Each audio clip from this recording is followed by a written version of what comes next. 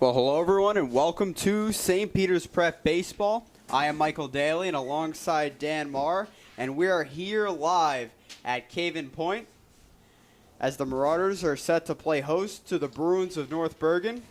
Both squads coming into Caven Point today with a record of 3-1. Your Marauders are coming off a 3-game road trip to California, where they had 2 wins and 1 defeat, and that loss coming at the hands of the Loyola Cubs. So we thank you for tuning in, and I will be joined by my partner Dan Marr momentarily.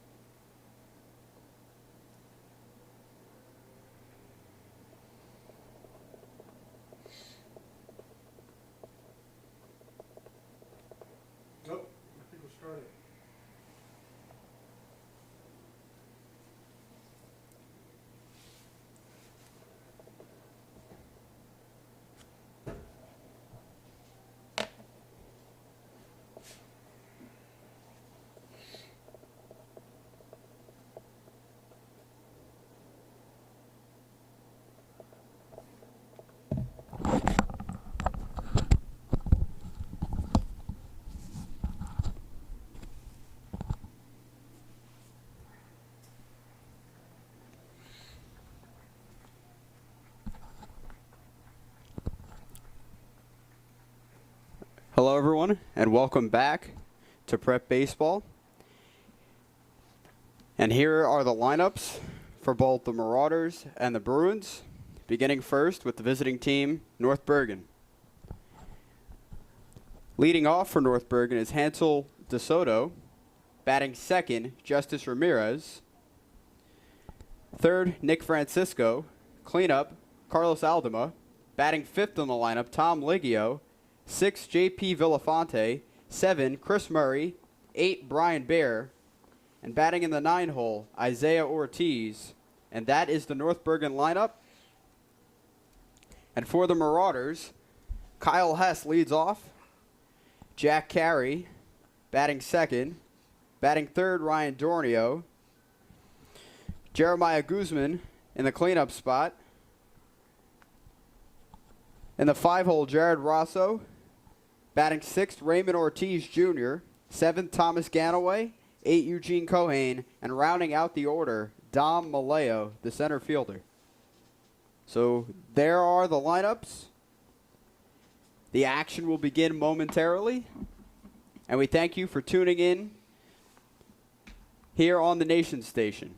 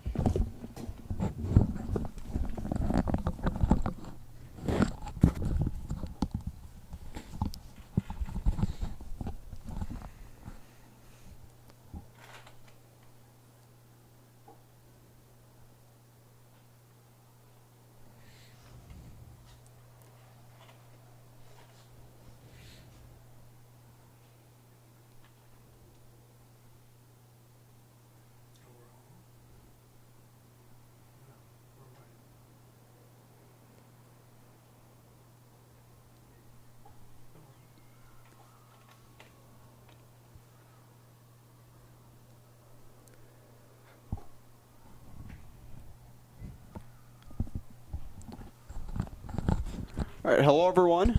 Alongside Dan Marr, I am Michael Daly.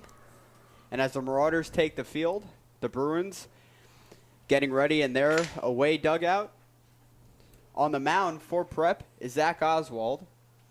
And Dan, the Marauders are off to a 3-1 start this year. How do you feel about their beginning of the season and today's game? Mike, they've started off the season great so far. 3-1 is a great way to start the season. One loss in California to Loyola, like you said earlier.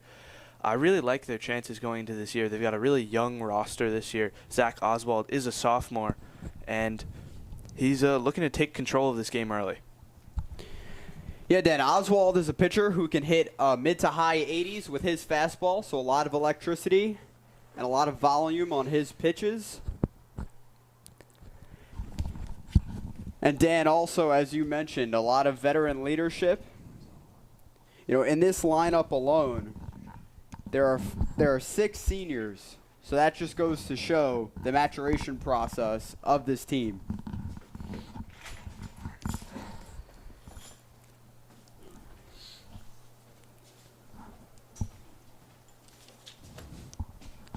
So the leadoff hitter for North Bergen, Hansel DeSoto, is taking a few practice hacks before he steps into the batter's box.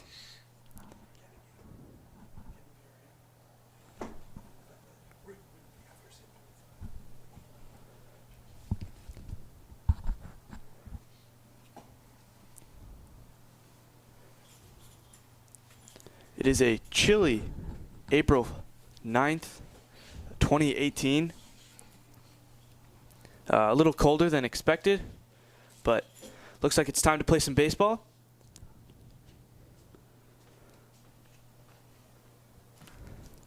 And here is the leadoff hitter, Hansel DeSoto.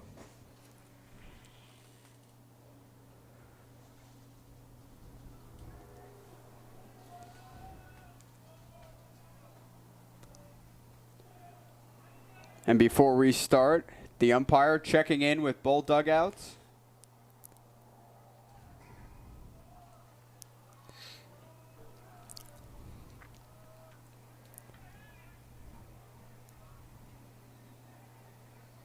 And we are underway here at Caven Point as the first pitch sails low for a ball. Count is 1-0.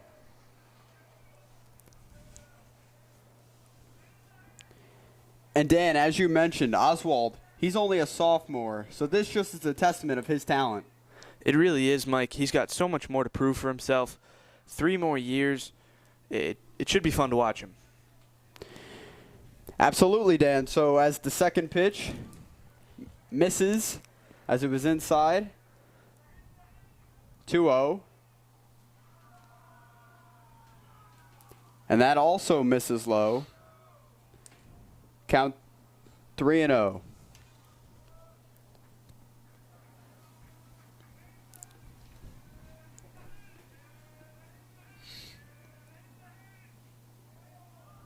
And it's in there for a strike. 3-1. Mike, we talked about St. Peter's Prep having a great start to the season at 3-1. You can't forget North Bergen. After losing the first game, as DeSoto fouls that one back, staying alive. Yeah, as I was mentioning earlier, after losing the first game to Ferris in a 13-9 game, they wanted to win their next 3. By the first one by a large margin, beating Snyder 14-0. And then there were some closer games. They only beat Elizabeth 5-4. As DeSoto takes the walk there, and he trots on down to first base. And they beat Bergen Tech 3-2. So they've had a good start to their season themselves, and they're looking to keep this going. And the Hudson County play has been notorious for years to be very competitive, with teams like Bayonne High School, Marist High School, Prep, North Bergen, Union City. Every year there's a slew of teams competing to win the county championship.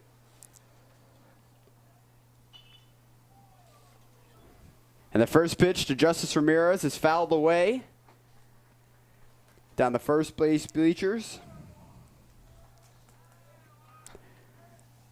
The count is 0-1 to Justice Ramirez, the transfer from St. Anthony's High School. Runner on first, the 0-1.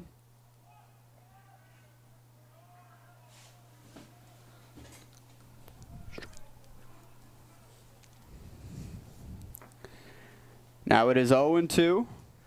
No outs.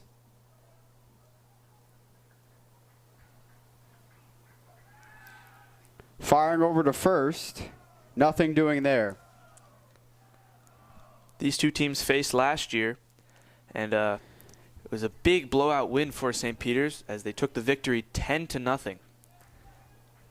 But anything can change. It is a new year, new team, new players. Grounded to short, fielded by Hess. The throw to first. It's in time. As they get the first out of the inning. DeSoto gets to second. So runner is in scoring position with 1 out. And Kyle Hess very sure-handed defensively. So that's definitely a plus for the Marauders this year. Yeah, you saw them he took a quick hesitation right there, looking to second base, hopefully getting the double play. DeSoto was too quick for him, though, and he gets to second.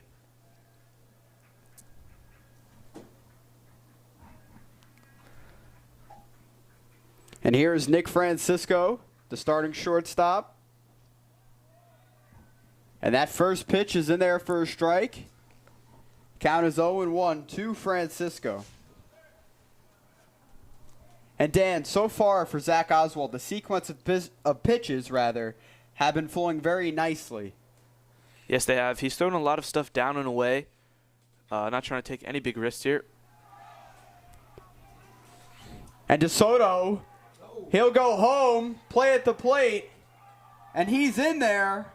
And North Bergen scores, and they get on the board early in the first inning as they lead the Marauders 1-0.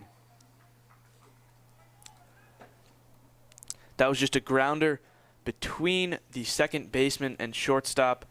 Neither of them can get it. Goes out to center field where Don Maleo throws it home. Great throw there, but Eugene Cohan, the catcher, was unable to secure the ball. I think it would have been an out, Mike, if he was able to keep hold of it. But and Nick Francis, sorry. He did drop it, and Francisco also got to second base. And then, as you mentioned, Nick Francisco gets a double there. And here's Carlos Aldama, the designated hitter for the Bruins.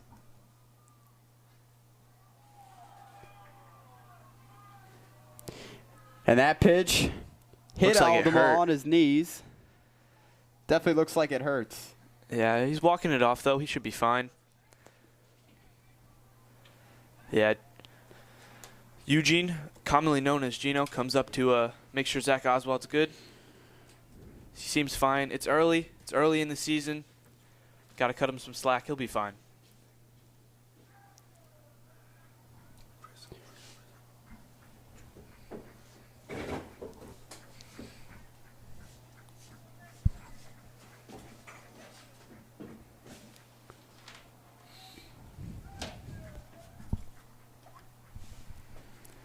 So runners on first and second, 1 out. Here's the pitch. And as it gets in there for a strike, Bruins looking to take charge of this early 1-0 lead over longtime Hudson County rival St. Peter's Prep. The 0-1 misses high. Count is 1-1. Runner on first and runner in second on scoring position with 1 out.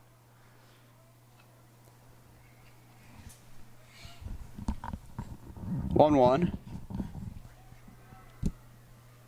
Gets in there in the lower part of the strike zone. Count is 1-2. Tom Liggio, the starting left fielder.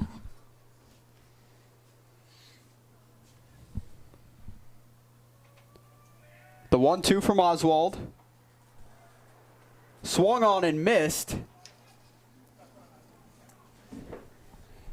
As Liggio goes down swinging, 2 outs here in the top half of the first inning. As that strikeout brings up J.P. Villafonte.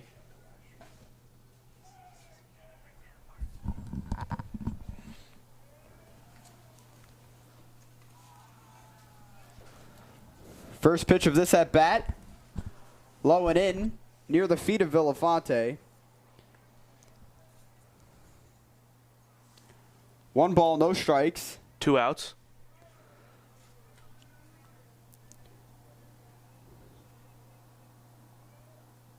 The turnaround, not in time.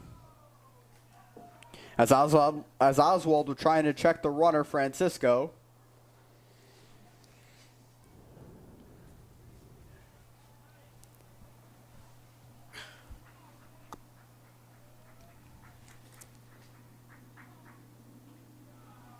That pitch misses high. 2 balls, no strikes.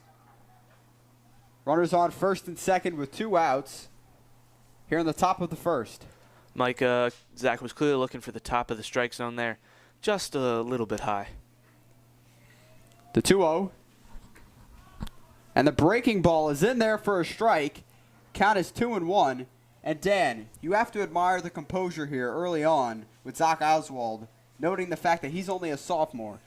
Yeah, I think that's going to play a huge fact in this game. If he's able to keep calm, keep himself composed. He gave up the run already off the double, but if he's able to stay calm, he could be a very crucial part of this team. As Raymond Ortiz perfectly fielded that ground ball to second base, ending this half of the inning, but not before the Bruins were able to strike as they lead the Marauders 1-0 heading in to the bottom half of the first.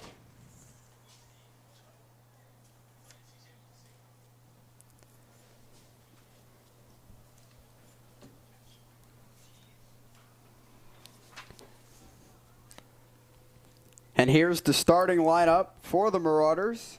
Kyle Hess leading off. Jack Carey batting second. Ryan Dornio, the designated hitter, batting third. Jeremiah Guzman playing left field. He is batting fourth. Jared Rosso, the third baseman, batting fifth. Batting sixth, the second baseman, Raymond Ortiz Jr. The right field, Tom Ganaway, is batting seventh. Eugene Cohane behind the plate. He's batting eighth. And rounding out is center fielder Dom Maleo, as he is in the 9-hole. Last year, Dom Maleo was used a lot for stealing bases in crucial parts of the game. Let's see if it comes down to it. Do you think he'll be the runner again? Dan, he definitely could be, especially with his football acumen and background. He's an athletic guy with a strong build, and especially on the base paths, his speed from first to third is lightning quick, so it's hard for someone to gun him down if he's going full speed around the base paths. And Justice Ramirez is the starting pitcher for the Bruins.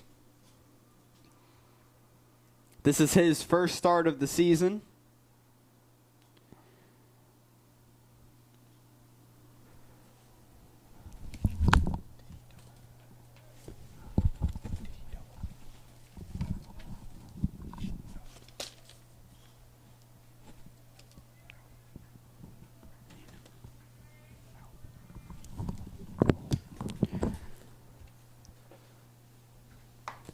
And the first pitch to Kyle Hess misses high. Count is 1-0.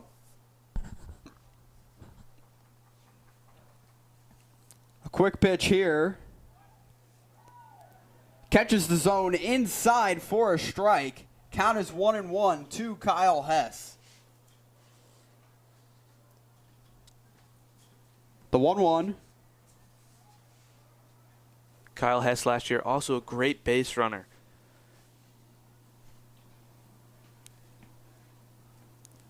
The 2-1 here to Kyle Hess. Swung on and missed. And the count is tied up, 2-2. Swinging for the fences there, Mike. Kyle Hess, a Notre Dame commit, a rising star in this baseball program. The 2-2. Lofted out. Foul down the left field line. Keeping this at-bat alive for the junior shortstop of the Marauders. Hess, a two-sport athlete as well. Very good soccer player.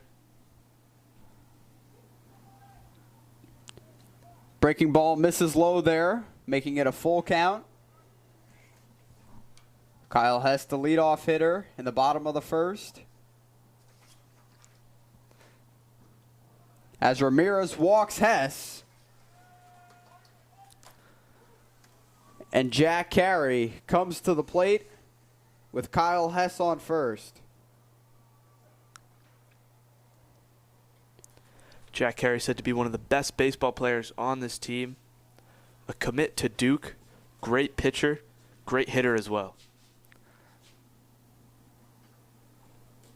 First pitch misses high.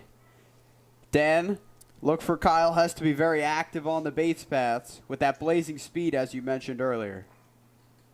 He does take a lead right here. And with that strike, it is 1-1. No outs.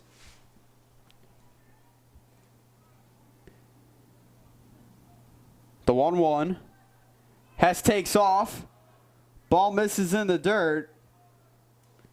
And now Kyle Hess advancing, taking advantage of his speed. Yeah, that ball was a little low for Ramirez. A little lower than he would liked. Catcher was not able to keep hold of it. And Hess pretty much, he could have jogged into second base if he really wanted to, but why would you take that risk?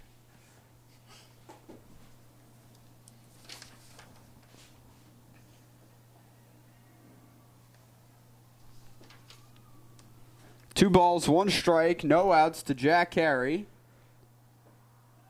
Once again, misses low in the zone. And the count is 3-1 as Justice Ramirez falls behind. Ramirez really trying to keep it low, wanting Jack Carey to swing on a pitch that he really should not. The 3-1. As the ball gets past the catcher, Kyle Hess advancing to third base. After Ramirez gave up another walk to Jack Carey.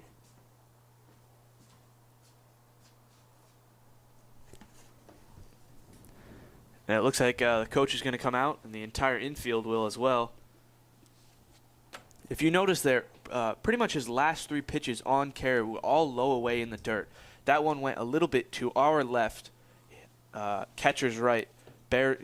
Brian Bear, the catcher's right, got away from him, and Kyle Hess with his speed got to third base. And the manager of the Bruins is Patrick Brady as he comes out to give a pep talk to his pitcher, Justice Ramirez. Ramirez, a junior in the Bruins system. His first year on the team. From the 4 games that St. Peter's has played so far, they've averaged around half a run in the first inning, almost 1 run. And if they keeps it up, man on first and third, no outs, Kyle Hess could potentially steal home here. That would be great to see. Second home game of the year, and he steals home. Here's Ryan Dornio as the first pitch to him. The breaking ball misses low. As Ramirez once again starts off the count by throwing a ball. The 1-0. Jack Carey steals. Carey taking advantage of Ramirez not being able to find the strike zone. And Brian Burke couldn't even notice it as he's trying to keep the ball in front of him right now. Pitch just misses inside at the knees to Ryan Dornio. And now it is a 3-0 count. And you've got a runner on third and a runner on second with 0 outs. 3-0 breaking ball in there for a strike. As Dornio let that one go by. And he took it for a strike. Ramirez still throwing the ball pretty low. That was at the lower part of the strike zone, right by Dornio's knees. And now Ramirez walks the bases loaded here. No outs. Mike, Ramirez is really struggling here. He really can't seem to find the strike zone at all. He's either way too low or not. He can't find the middle. He's too high, too low. Can't find a common ground. And due up is Jeremiah Guzman. The first pitch to him misses high. 1 ball, no strikes. Guzman, one of the only juniors to be on the team last year, along with Kyle Hess. Played right field, center field, and almost hit a home run last year. That was a crazy game. As that pitch is in there for a strike, count is 1-1. Bases loaded, no outs here in the bottom of the first, the 1-1. Gets past Bear, but it keeps Kyle Hess on third base. Quick recovery there by Bear, not allowing Kyle Hess to run home.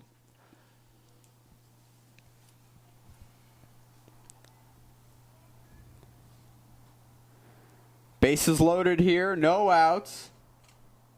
North Bergen leads 1-0. Swung on and missed.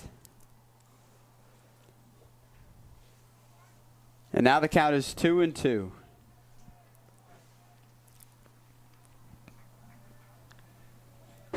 The 2-2.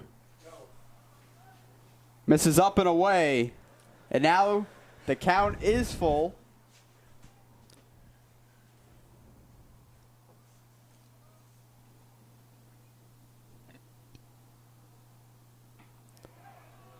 And Ramirez gets Guzman swinging there for the first out of the inning as he tries to get himself out of a jam. That's exactly what Ramirez needed, Mike. A big strikeout to get his spirits lifted. But we all know Guzman loves to swing for the fences. So he had a lot of strikeouts last year. Hopefully he'll be able to pace himself along this year and, make some better decisions. So the first pitch to Rosso, out of the zone. The 1-0. Misses on the outside corner. Count is 2-0. One out here. Bruins lead the Marauders 1-0. The 2-0. Right down Main Street for a strike. As the count is 2-1 to Jared Rosso, the third baseman. Ramirez is starting to find a little bit of a groove here. As Rosso could not connect there. Bringing the count to 2-2 strikes with 1 out, bases loaded. If Ramirez can somehow get out of this, it will be truly amazing. Popped up. Foul ball. Keeping the count at 2-2. Mike, just like we said for Zach Oswald, Ramirez got to stay calm. He's got to stay calm. Got to keep his composure here. The 2-2. Breaking ball. Tails outside. And now the count is full. 3 balls, 2 strikes, 1 out.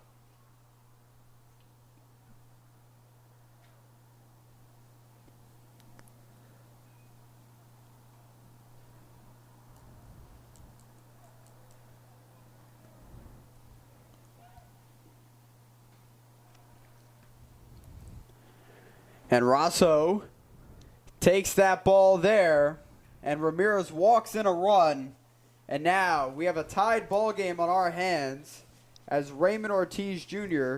comes up to the plate, looking to take the lead for the Marauders. In a 1-1 game with only 1 out. Oh, and there's a missed pitch again. Carey scores.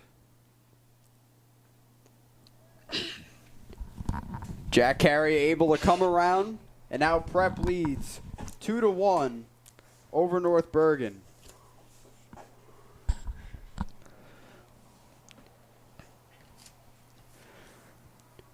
Two runners in scoring position here. That pitch was just too high for Bear to handle. Gets behind him.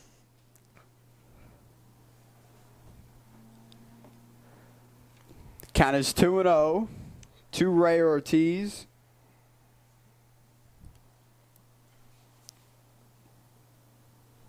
The 2-0.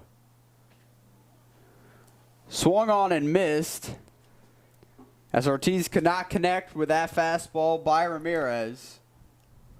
As the count is now 2-1. Here's the pitch. Missed once again by Ortiz, evening up the count 2-2.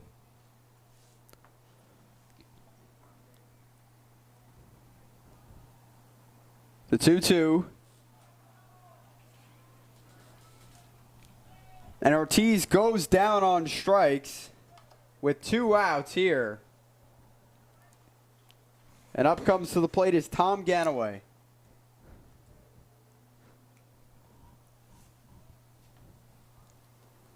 Two outs, 2 men on. And once again, Justice Ramirez falling behind early in the count. The 1-0. As that pitch could not get in there. And the count is 2-0. Mike, I'm looking around. I'm looking at the outfielders. I'm noticing that it's 42 degrees outside. Pitch up high. I'm noticing it's 42 degrees outside. The outfielders, the only thing that's come remotely close was to our right fielder on the foul ball from Kyle Hess. They've got to be pretty cold out there. And that pitch is in there for a strike.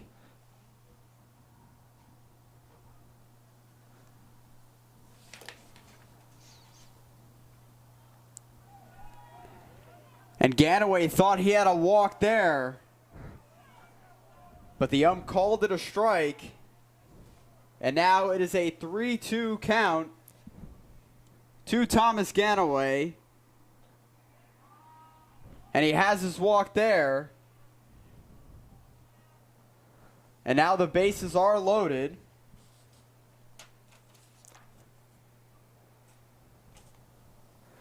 Bringing up catcher Eugene Cohane. Cohane talking with third base coach and head coach, Mr. Laguerre, Coach Laguerre.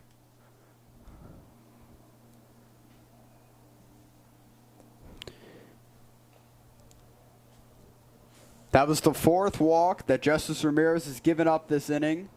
Not a position he wants to be in early on. And here's Cohane. Like, he's also thrown quite a few pitches here in the first inning. As that first pitch to Cohane is up in the middle of the strike zone. The 1-0. Fouled back towards the soccer field. Count is 1-1. Mike, Gino this year for the hockey team played so well. One of the captains worked as hard as anyone else on the team. Foul back again. Unfortunately, against Bergen Catholic, he injured his arm. Was able to recover, play Xavier, re-injured it, causing him to miss a few games towards the end of the season. But nonetheless, one of the hardest working guys on the team is able to come back and play some great baseball so far. As Cohane being very patient in this at bat, as it's 2-2. And Dan, as you mentioned, Gene Cohane also got a Spirit Award, which is a testament to his character that you see on the ice and the baseball field, as now the count is full. Yeah, he is one of the many guys on the team who is a two-sport athlete. We mentioned Kyle Hess earlier, and there's many others as well. Zach Oswald, he bowls in the winter. Ganaway steals. As it is fouled back. Ganaway going back to third base.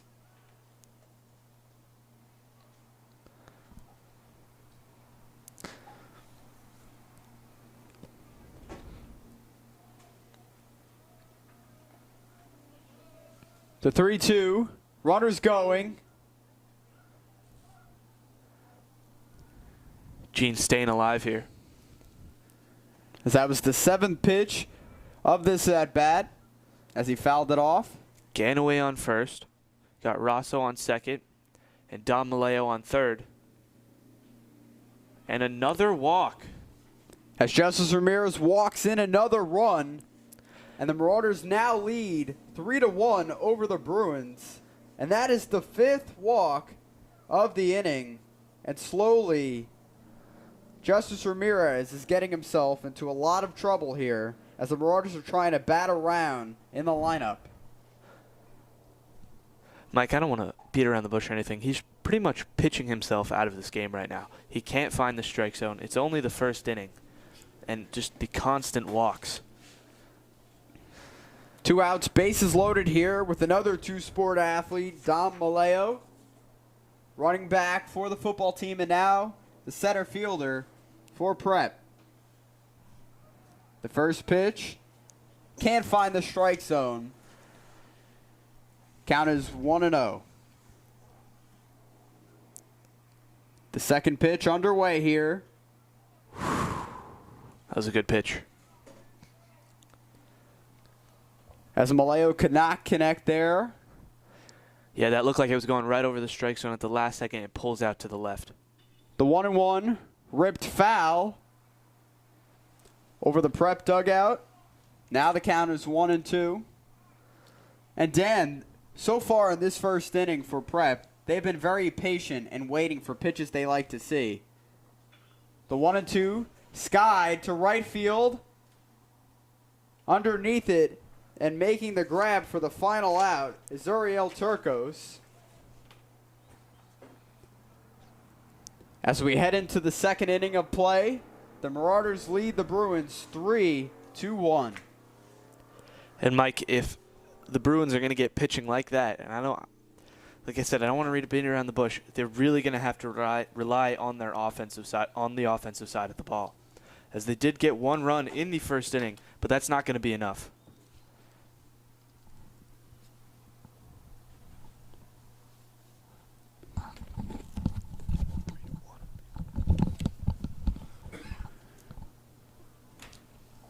So to our viewers, we thank you for tuning in here on the Nation Station, which is also streamed live on YouTube.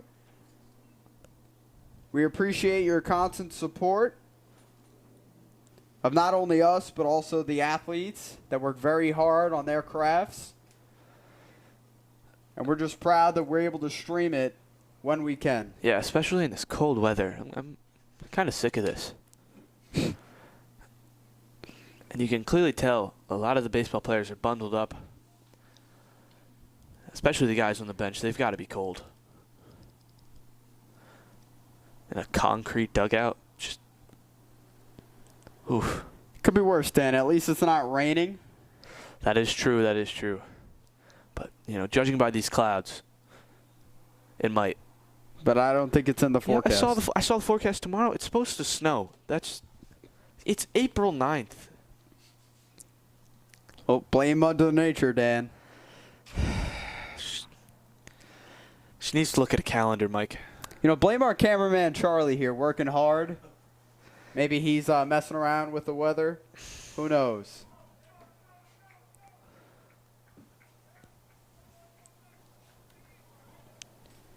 In the second inning, here is Chris Murphy, the first baseman. Top of the second, first pitch to Murphy. Swung on and missed.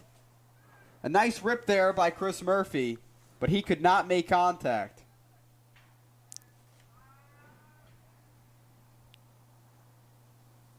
The 0-1 misses low in the dirt as Cohane tried to block it. Count is 1-1.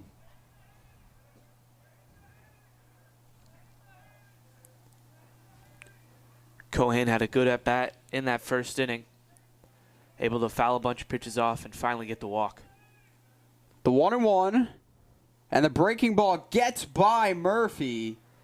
And the count advances for Zach Oswald to 1 ball and 2 strikes. Oswald throwing the ball back to Cohane to give it to the umpire as he wanted a new ball.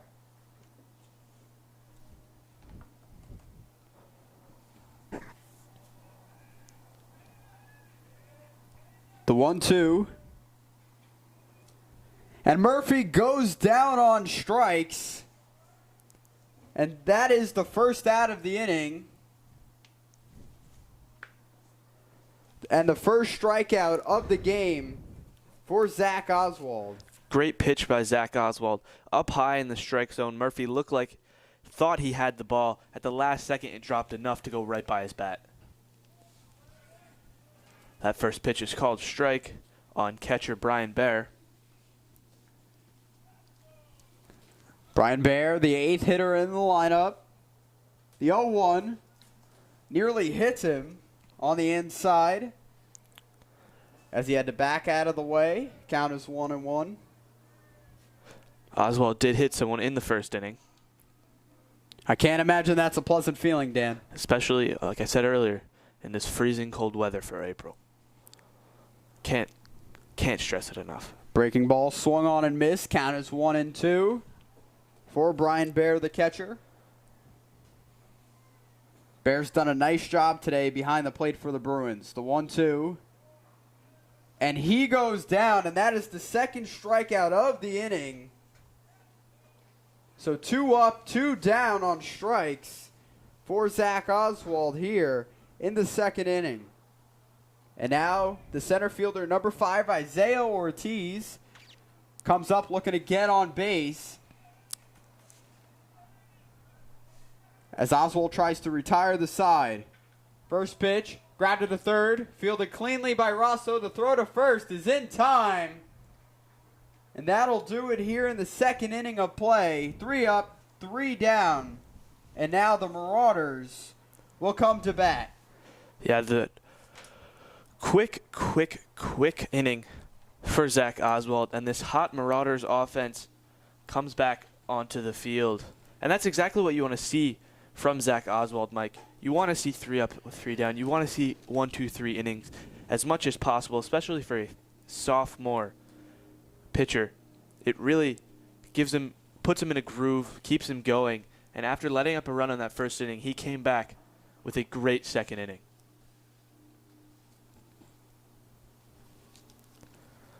Hopefully Ramirez can do the same, as he walked quite a few in that first.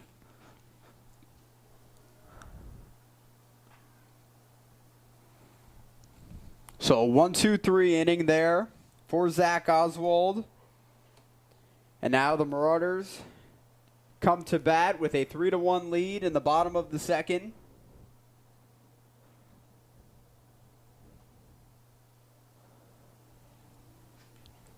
Mike, they got through 9 batters in that first inning.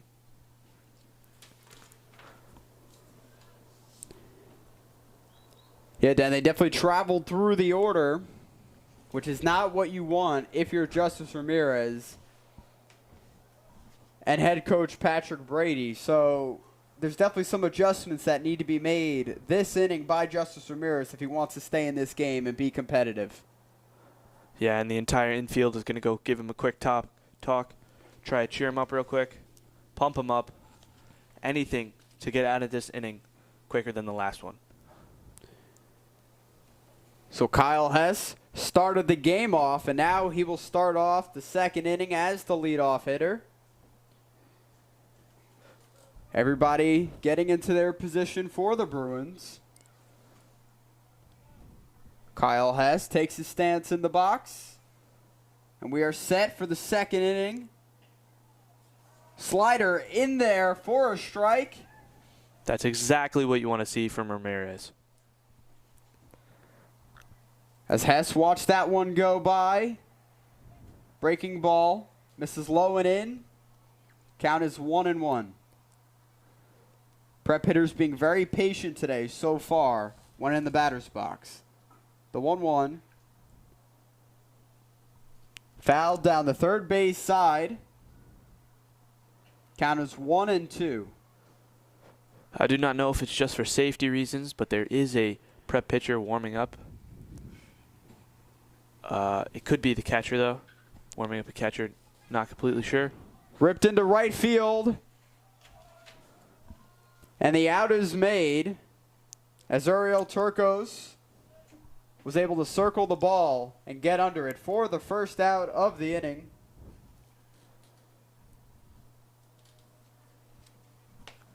And Jack Carey comes to the plate with 1 out, no men on in the second inning. As he checks it to shortstop, fielded the throw to first, gets past the first baseman, and Jack Carey gets on. So Nick Francisco fielded it nicely. Murphy unable to handle the ball, though.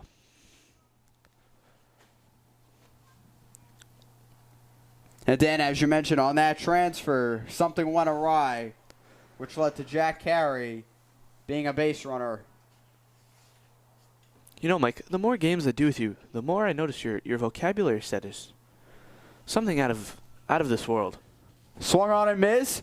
Carey the throw, and he is gunned down. A heck of a throw there by Brian Bear to throw out Jack Carey. Yeah, Mike, Carey really can do it all. He can steal, he can pitch, he can hit. But right there, Bear was quicker than he was. And Dan, if we're talking about my vocabulary, that was stupendous. And Dornio goes swinging on that breaking ball as he falls behind in the count. 0-2. Quick pitch here. Misses high. And Dan, Justice Ramirez's delivery is very quick, fast pace, so it's hard for the hitters to adjust to. Yeah, he took it kind of slow in the first inning, try to stay calm. It didn't work out. He's going with a much faster pace inning as he strikes Dornio out. That's exactly what he needed. Carey was able to get on base after a wild throw to first base. Gets out at second trying to steal, and he strikes out Dornio. So that's exactly what you want to see from Ramirez. And it appears both pitchers in that second inning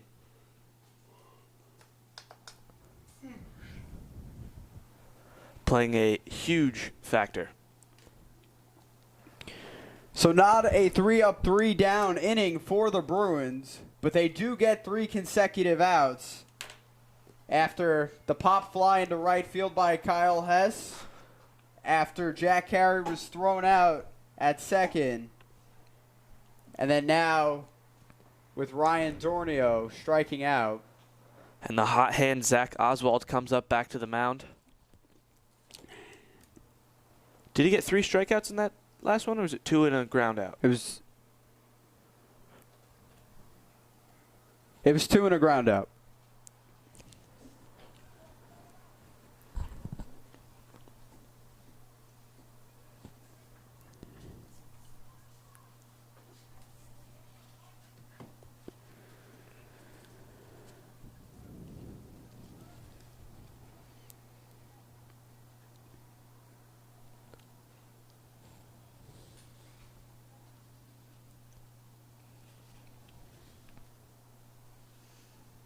So we enter the third inning of action here at Caven Point on an overcast and cold afternoon.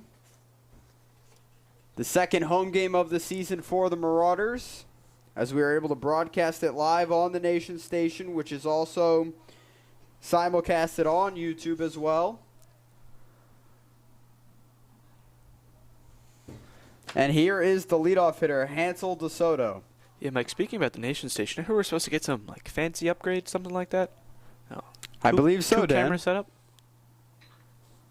Grounded to short, fielded by Hess.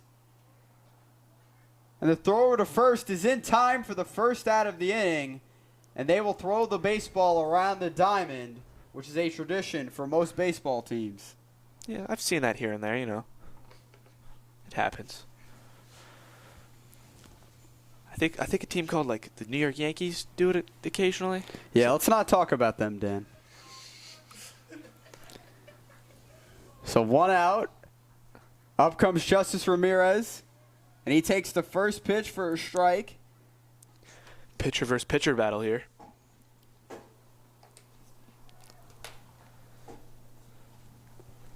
One out.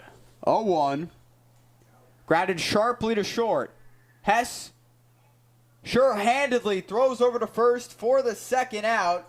So two consecutive ground balls to Kyle Hess. And he gets them over to first in a timely manner for both outs. Yeah, and Ramirez is a quick guy, too. Just got that in time. Good throw and good catch by Carey on first base.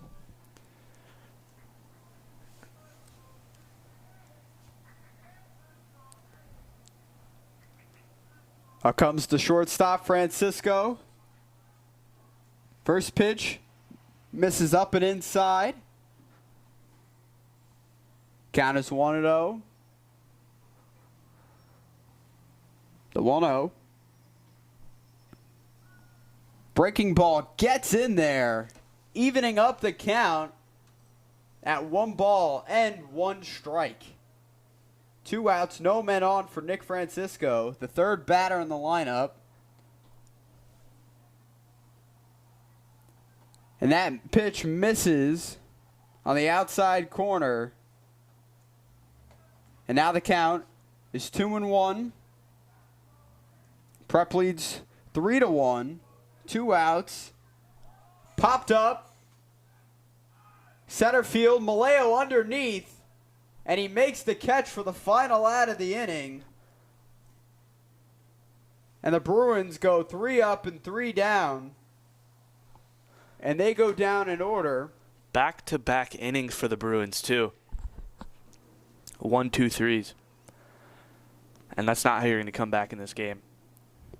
And Dan, the way the first inning went, it looked like the Bruins were going to get more than 1 run.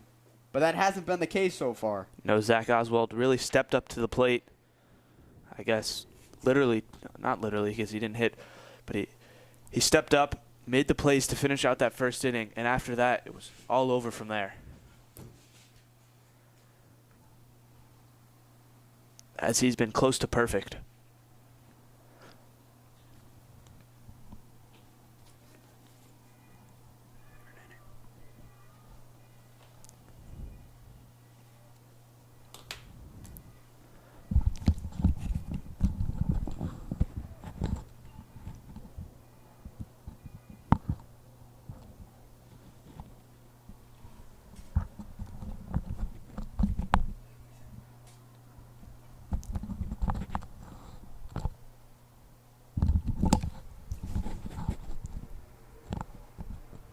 So as we enter the top of the third, the Bruins have a quick meeting on the mound as they converge. Now the infielders go back to their positions. And Jeremiah Guzman, number 11, the left fielder, will lead off for the Marauders in the bottom of the third. Sound excited, Mike? First pitch in there for a strike. And Dan, if there's baseball playing, of course I'm excited. It's my favorite sport. The 0-1. Misses low and away. Count is 1-1. So, Dan, are you excited? Of course I'm excited, Mike. I'm you see just checking. Look at my facial expression right now. Come on. That is true.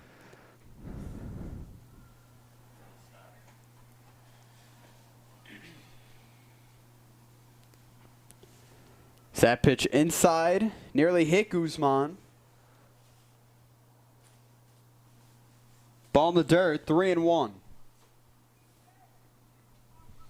Correction, actually 2-2, as the pitch that nearly hit Guzman went as a strike. Pop fly in foul territory as the grab is made by the second baseman for the first out of the inning.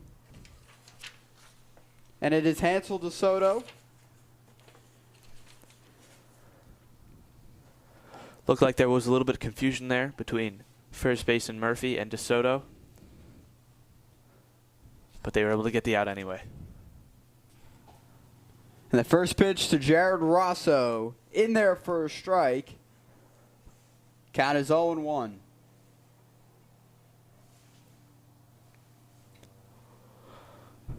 Pitch sweeps away. 1 ball, 1 strike. As Justice Ramirez missed with that pitch. The 1-1. Flared in the air. Foul ball. As it nearly hit the Preps bullpen catcher.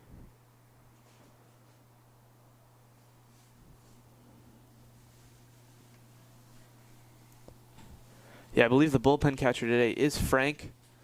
In the preseason, he got injured versus Del Barton, re-injured his arm. Was unable to catch in California. Grounded to short, the throw over to first in time. And a nice play there by Nick Francisco for the second out of the inning. And up comes Ray Ortiz Jr., the second baseman, who had a few nice defensive plays so far in this game at second base. The first pitch to Ortiz misses high and in. 1 ball, no strikes. The 1-0. Grounded to first. Fielded by Murphy. And he steps on first base for the final out of the inning. So no damage done there by the Marauders as we head into the top of the fourth with Prep leading North Bergen 3-1. Yeah, Mike, he looked like a soccer player right there. As he slid right past the first base line, grabbing the ball, getting up, and making the quick out. Cat-like, very nimble, you know? Yeah. Very nimble. I'm more of a dog guy, but happens.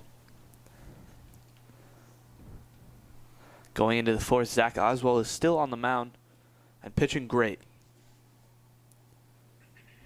It's definitely impressive to see how much of a gamer Zach Oswald is, being that he's only a sophomore. This team has a lot of trust in him, and I can definitely see why. This is Zach Oswald's first start of the season. The 5th game of the season for the Marauders.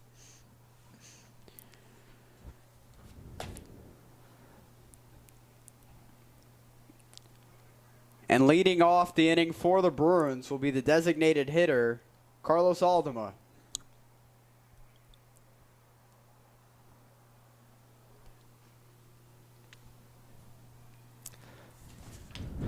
Mike, I know it's only the 4th, but the Bruins have got to score here if they want to keep this game close.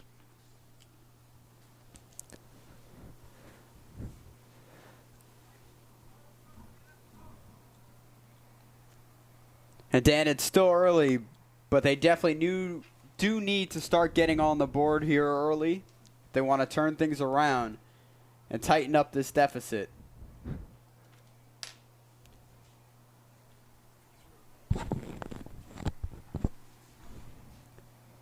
Here's Carlos Aldama. The first pitch to him is on the way, and he takes it for a strike. A nice breaking ball there by Zach Oswald, Dan. Yeah, he didn't even move.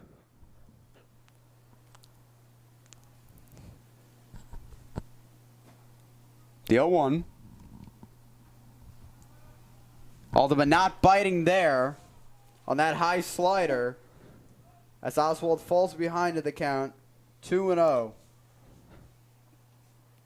2 balls, no strikes to Carlos Aldama, the designated hitter. Grounded to short. Picked up nicely by Hess to throw over to first in time for the first out of the inning.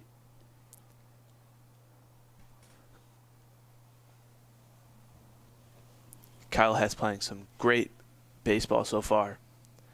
Being able to pick that ball off smoothly, getting it to first base. It's what you want in your shortstop. Kyle Hess, an emerging star in the New Jersey baseball circuit, as he's now a Notre Dame baseball commit. Very impressive. 1 out. And the pitch is in there for a strike to Tom Liggio, as the count starts for him 0-1. The second pitch of the at-bat underway. Breaking ball. Misses on the outside corner. Count is 1-1. Prep leads 3-1 over North Bergen here in the 4th inning. Swung on and missed. Count is 1-2.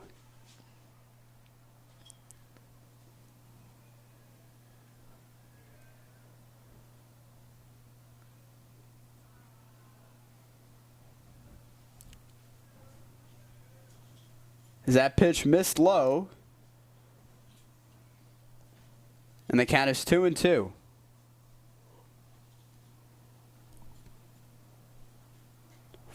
Top of the 4th.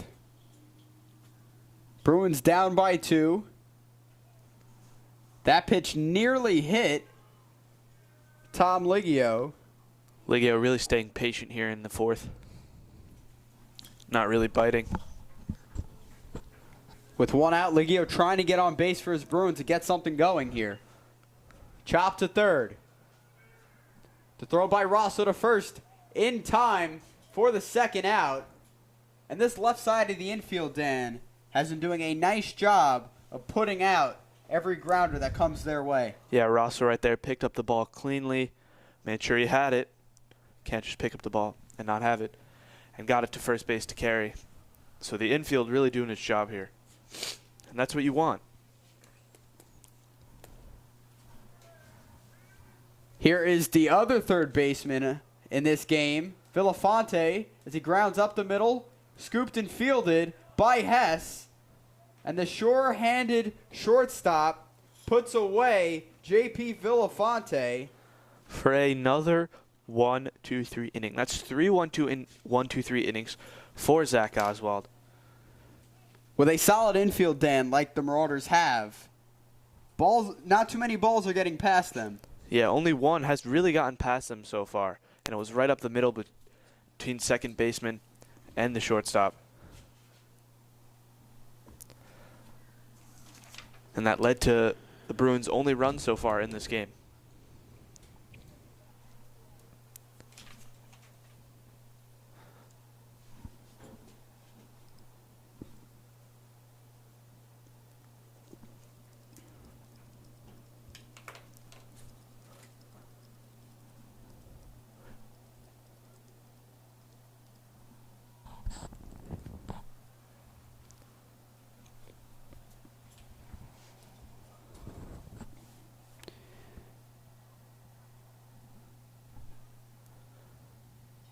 Dan, with 3.5 innings gone through so far, what's impressed you most for the Marauders? It's got to be Zach Oswald's pitching. After, I wouldn't call it shaky, but after a not so great first inning, he's really stepped up. 3 1-2-3 innings in a row. Nothing has gotten out of the outfield.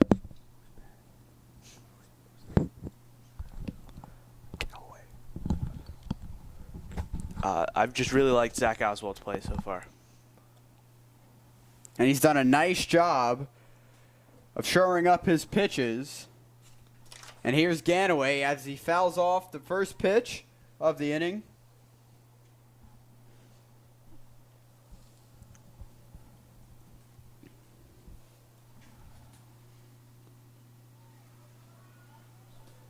And that second pitch to Ganaway is in there for a strike.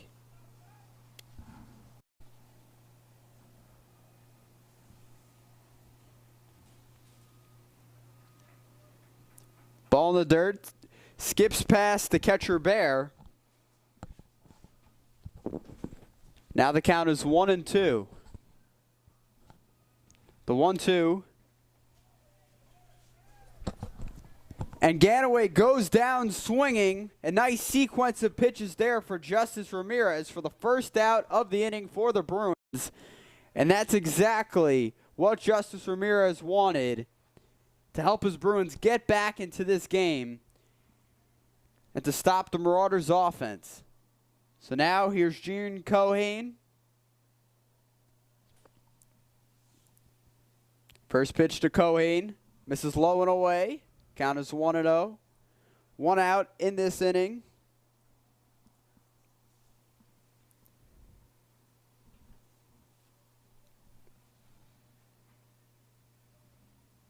Last time up to bat, Gino did a great job of staying patient, waiting for the pitch to finally get him on base. As that pitch misses low, falling behind in the count is Justice Ramirez. Cohane patiently waiting for a pitch he likes. Breaking ball in there for a strike.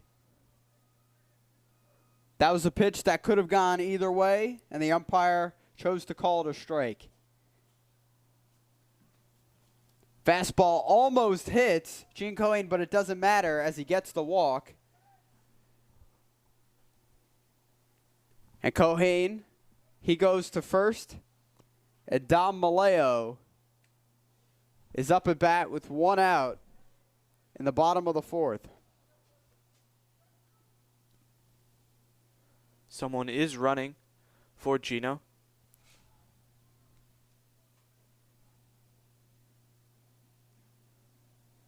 Fastball inside, called for a strike. Maleo tried to turn out of it to avoid getting hit. Throw back over to first to check the runner. The runner is junior Andrew Chaparro. Chaparro, the second baseman and right fielder for the Marauders. Very speedy guy. Lifted into right field. As it drops, Chaparro is thrown out as he wasn't sure if the catch was going to be made. Yeah, a very deceiving hit. The right fielder Zarel did a great job there. Chaparro looked at him. Looks like he was going to make a pop. It landed in front of him, and he was able to get the out at second base.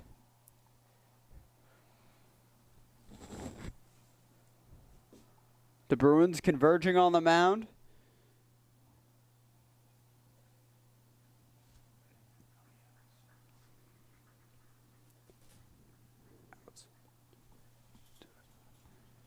And now a new pitcher will come in for the Bruins as Justice Ramirez gave up 3 earned runs. Quite a few walks. And J.P. Villafonte will come in for the Bruins in the bottom of the fourth. Yeah, Villafonte was playing third base. It appears that Ramirez will take that spot. Besides the first inning, though, Mike, Ramirez did a great job of stepping up and making sure that no other runs came in. He did a great job of really calming down and making sure nothing crucial happened. So really, besides that first inning, he played a great baseball game. So I got to hand it to him for recovering and honestly playing some great baseball. On the other hand, though, the Bruins offense has not done anything since the first inning, as Zach Oswald have kept.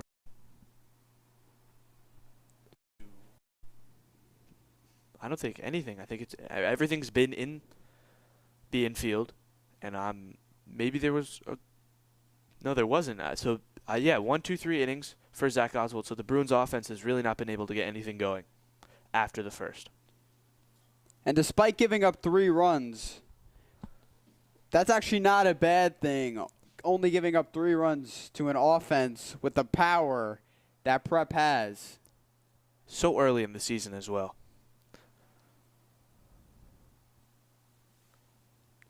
So with the lineup that Prep has to offer, they could definitely do a lot of damage.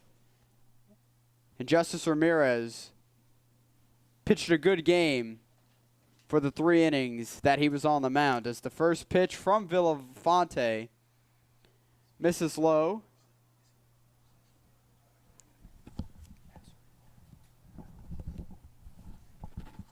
And here's Kyle Hess, the leadoff hitter. Correction, he's not the leadoff hitter.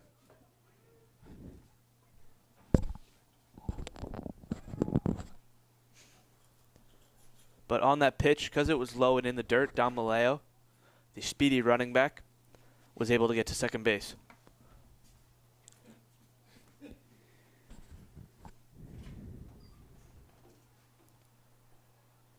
Here's the pitch. Misses low.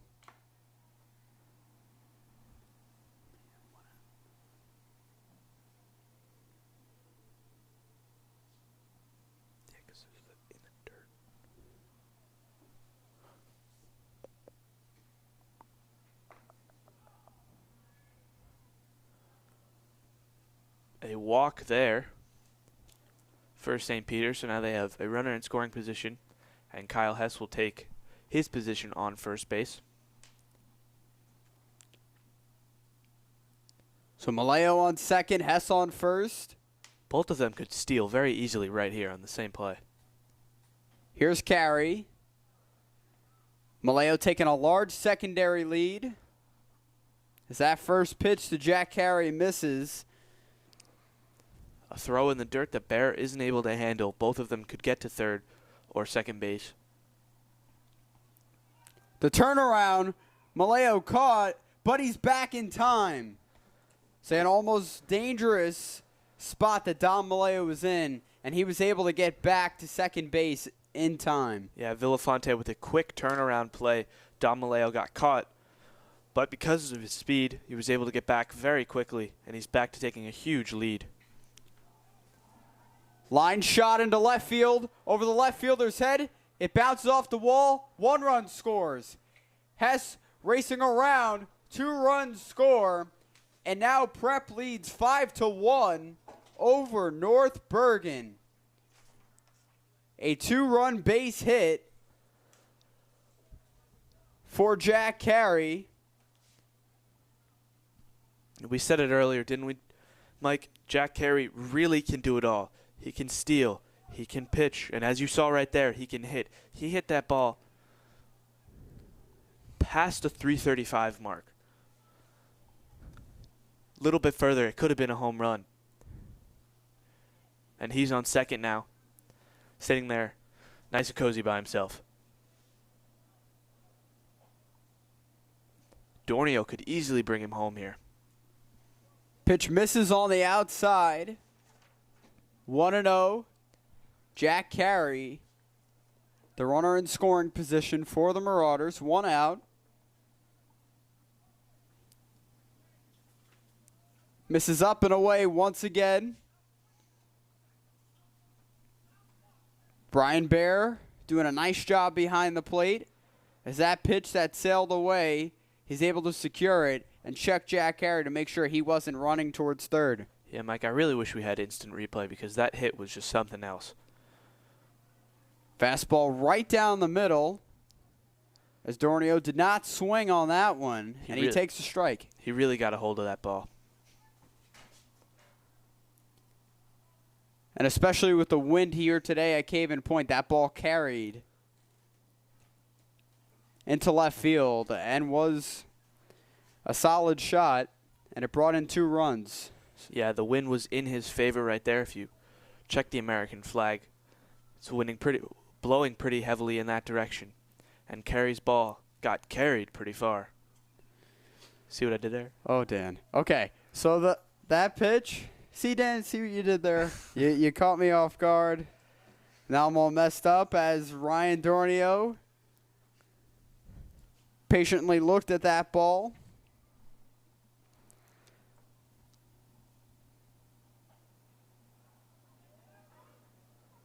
And Dornio goes down swinging to end the inning, but not before Jack Carey brought in 2 runs with a long shot to the left field wall, and now the Marauders lead 5-1.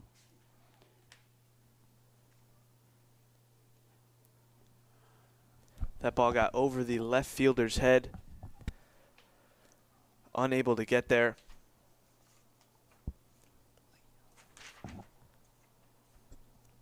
Was Liggio. So 2 runs scored. And a 5-1 lead now for St. Peter's going into this 5th inning.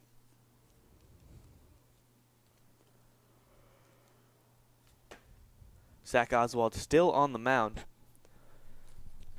Looking for another 1-2-3 inning. Kyle Hess goes back to shortstop, where it seems every single play goes to him.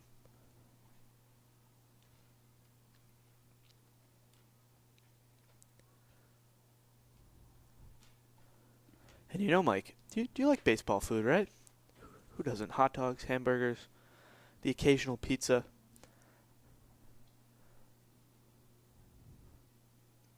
What's your question here, Dan? So you like baseball food, right? Yes, I do.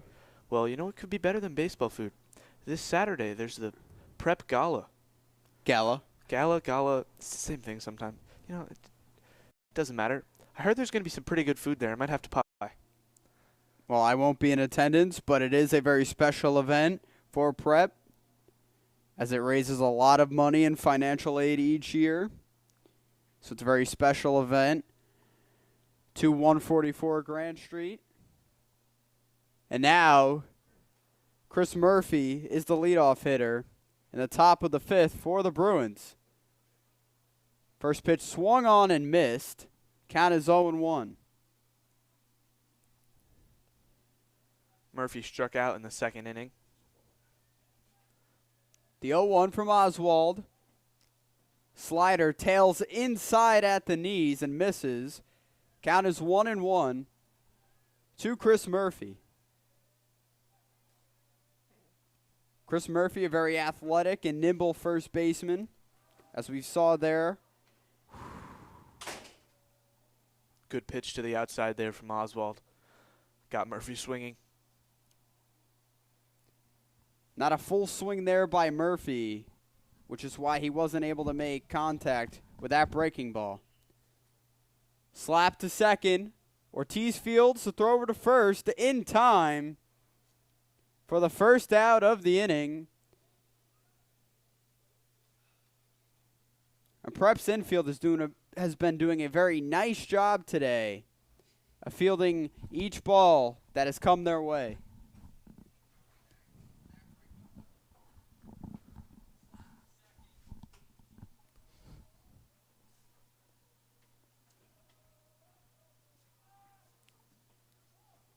First pitch, taking a strike by Brian Bear, as he saw that one go into the glove of Gene Cohane, his counterpart.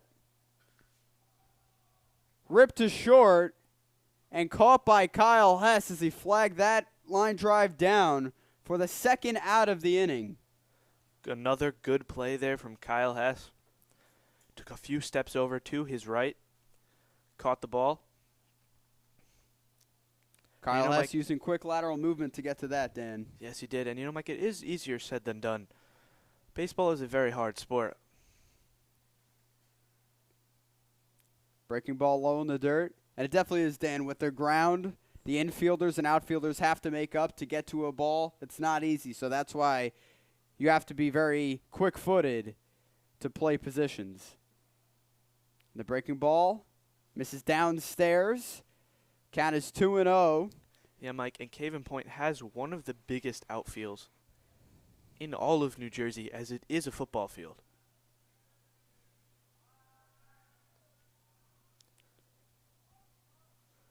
And Isaiah Ortiz takes that breaking ball in for a strike. But besides the first inning, where Don Maleo had to pick that ball up, the outfield really has not had too much work here so far.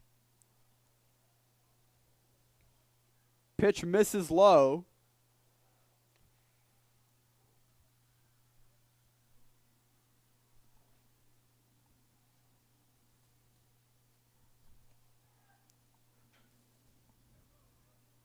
Backhanded by Ortiz to throw over to first. And he gets Ortiz. And that is Raymond Ortiz's second putout of the inning to end the fifth inning as the Marauders lead 5-1 over the Bruins.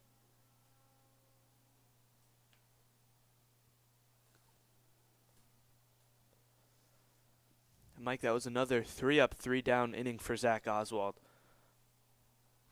Playing like this, I don't know if you want to take him out of the game. Only giving up one run.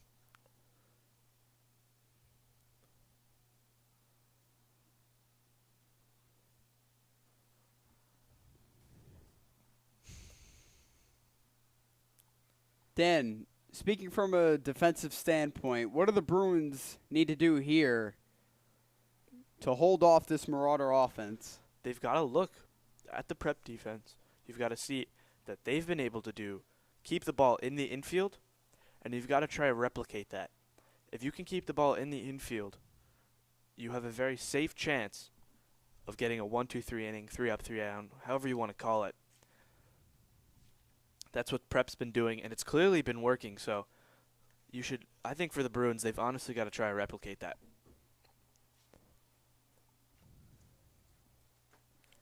So as we enter the bottom of the fifth, Prep leads over North Bergen 5-1.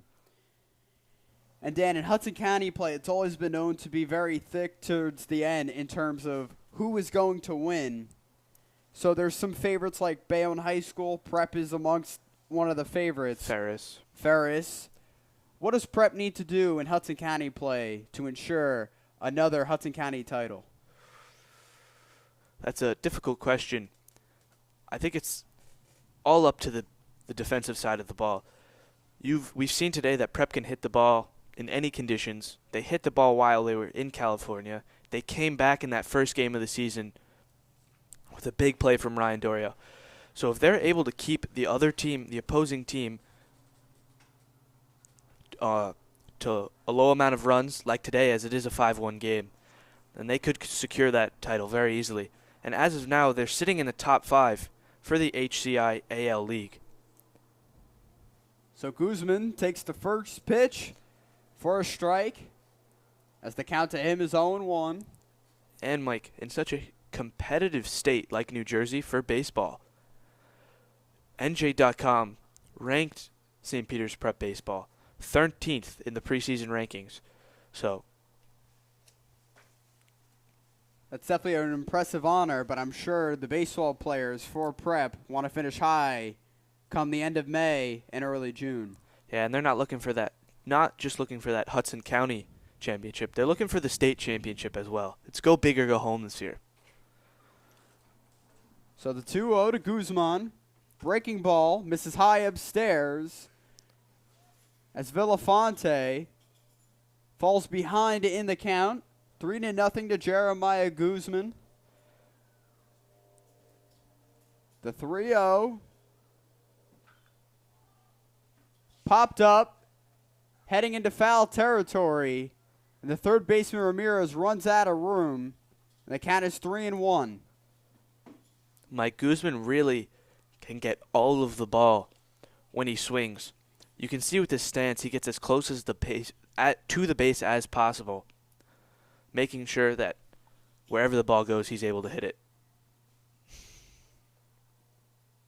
As Villafonte plugs Guzman there. And now Jared Rosso comes to the plate with a runner on first and Guzman. And Mike, I'm getting an update right now. The weather has actually gotten a little bit colder. It was 43 when we started the game. It's 41 now. So, spring, where are you? So thank you, meteorologist Dan. I appreciate it. Like the constant forecast and the updates. That's what I'm here for. As the first pitch to Jared Rosso misses away. The throw over to first, not in time by Villafonte. Mike, it's what I'm paid to do. Even Okay. though I don't get paid. Hopefully you will one day, Dan. Taking off is Guzman towards second, and he slides in safely, stealing the base.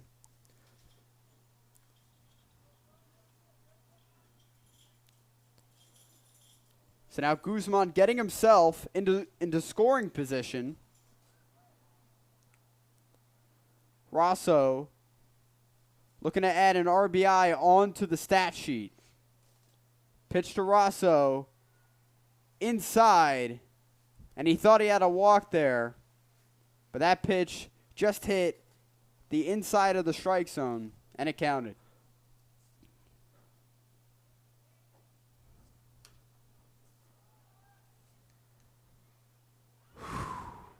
And the throw over to third, a nice pickoff move as Guzman was caught taking off, and he was thrown down.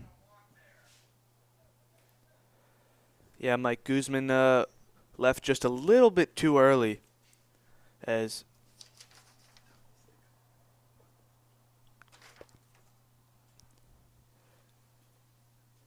Villafonte, before he pitched, turned around, see Guzman running. It was an easy out for the now third baseman Ramirez. So 1 out. Here's Jared Rosso. Popped up to short. Underneath is Francisco as he makes the play. And there are 2 outs now for the Marauders. They're down to the last out of the inning. Here in the bottom of the 5th.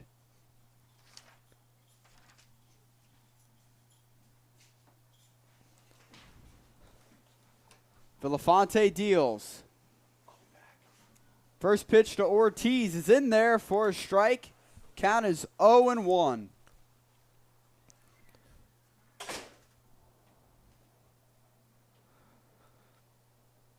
Two outs, the 0-1.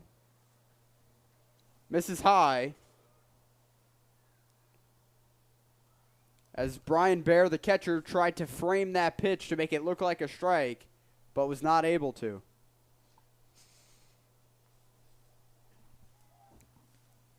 Hard rip, but nothing in return. The count is 1-2 for Ray Ortiz.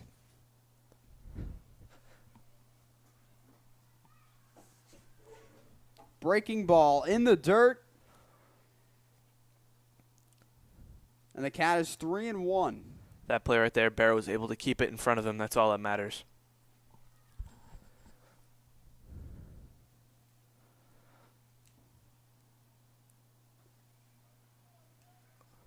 Correction, now it is 3-1. It happens. It happens to the best of us. It's all right, Mike. Thank you, Dan. I appreciate it. Appreciate your comfort. So the 3-1 here. And now it's a walk for Ray Ortiz. Even our cameraman sometimes screws up. Not paying attention. It happens. Well, teamwork makes the dream work. That's As what our I've heard. cameraman Charlie was not too happy with that comment you made, Dan, but that's okay. We're a team and we'll get through this. We pick each other up. Hopefully. And here is Thomas Ganaway. Rarity staying put at first base here in the bottom of the fifth.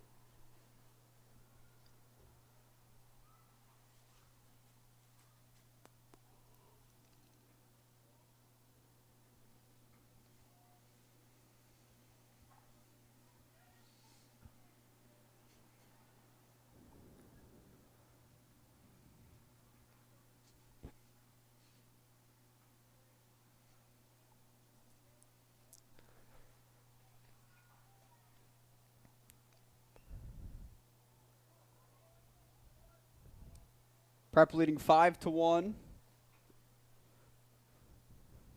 Ray Ortiz, the runner on first.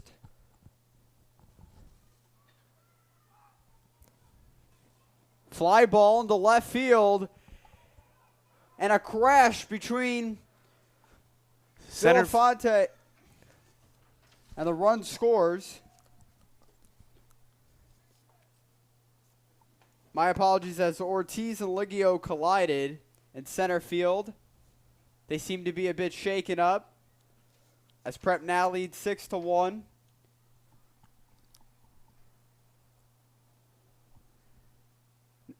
And now the head coach comes to check on his two players.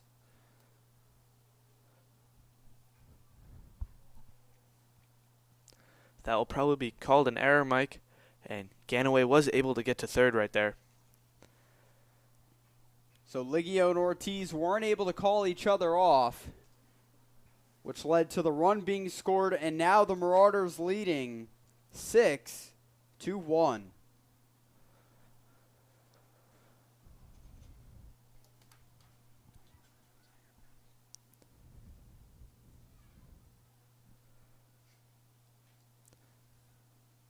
So the trainer and the manager talking it over. Coach Brady checking in on them. I believe it's Coach Brady. Hopefully everyone is all right. Just a mix-up in communication as the second base umpire runs out.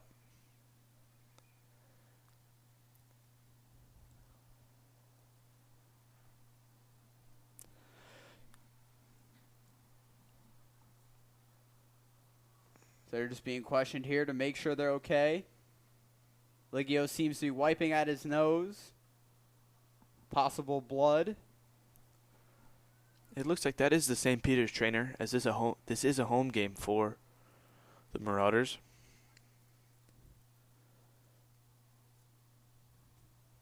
You know, we do hope Isaiah Ortiz and Tom Liggio are okay after that collision, as they weren't able to call each other off.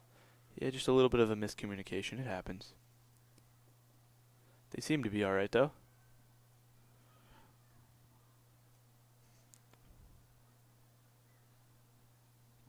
That's the trainer and manager. Checked in on them. They seem to be fine.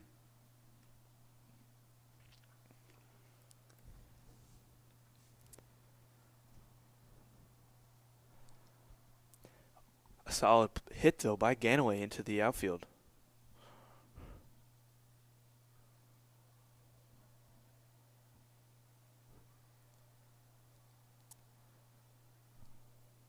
Liggio appears to be fine. And Dan, the prep hitters today have been really able to take advantage of their power and go opposite field or pull the ball.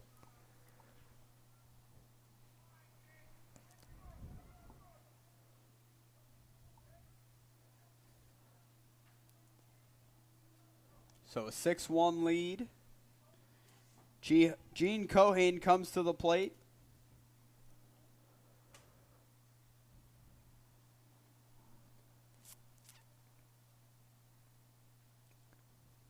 Tom Ganaway on third. Fly ball, left side of the infield.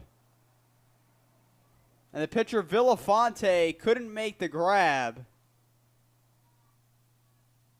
but the run does not score as it is a foul ball. Yeah, Villafante got lucky there. The communication was not the problem there. Villafante overshot the ball a little bit, didn't watch it go into his glove, which, when I learned when I was little, you always should watch the ball into your glove. I'm no baseball expert or anything, but Rip shot into right field as Ganaway scores, and Cohen gets the RBI there. And he gets on base with an RBI single. And the Marauders now lead by 6 runs, 7-1 over the Bruins.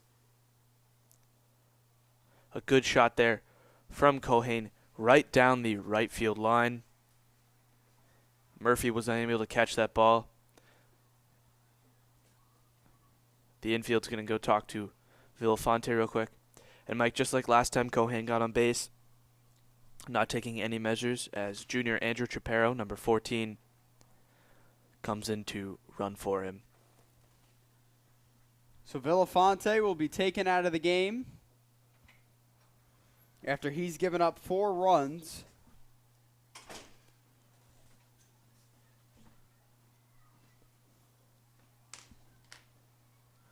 In comes number 7, Hernandez.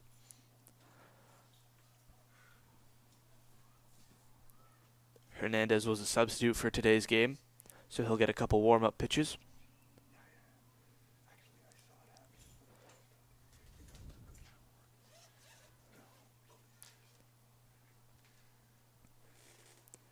And like, I never got this. Between hockey and between baseball, if you're going to substitute a goalie in hockey, they never seem to get a warm-up. They get a quick stretch. In baseball, they can take like 30 pitches before they're ready to go. It doesn't seem to matter. I think it's unfair.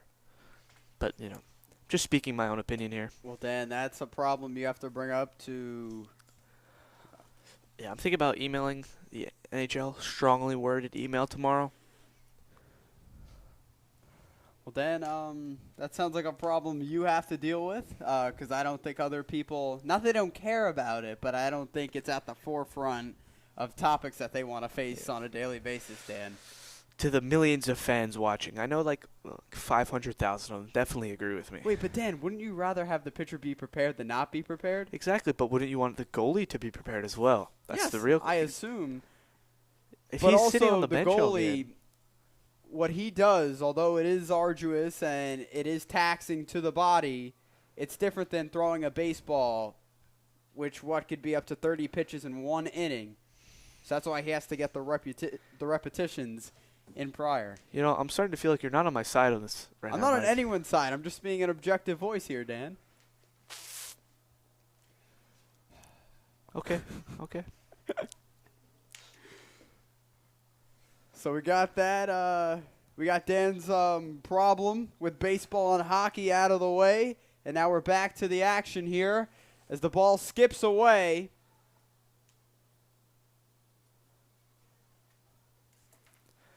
Chaparro able to make it to second base pretty easily there, as Hernandez's first pitch was a little bit too low and Bear was not able to hold on to it. Bear has seen quite a few pitchers today so far.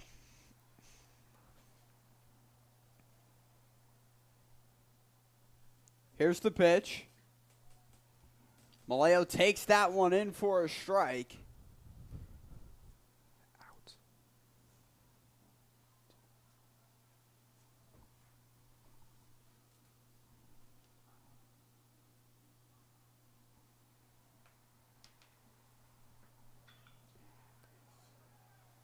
And the grounder through the left side of the infield gets through. Chiaparo going home as he is sent, and he will score. Maleo caught in a rundown trying to get away. And finally, he is tagged out. And that will end the inning, but not before the run is able to score. And now the Marauders lead 8-1. Like a huge inning there for St. Peter's. That last play there by Don Maleo, able to get it in between the third baseman and shortstop. right up the left field line. Perfect, almost perfectly placed. It's like he planned it out. Chaparro was able to run home, and Damaleo took a few too many steps off the first base, and unfortunately got caught in a rundown. He wanted to get back to first. Murphy was able to chase him down, though. So good play there by Murphy to end the inning before any more runs were scored. So the Marauders tacking on 3 runs in the 5th inning. And now their lead over the Bruins is 8-1. So far in Hudson County play, the Marauders are 1-0. With their close victory over Hudson Catholic. Mike, after an excellent performance from sophomore Zach Oswald, he pitched 5 great innings. First one was shaky, but besides that, pretty much a perfect game. Nothing got out of the infield. Only giving up 1 run. Yes, and now number 24, Anthony Frankenary, comes in to replace him. Anthony Frankenary, a senior from Bayonne. A 2-year varsity letter winner. And he is a lefty reliever for this Marauder squad.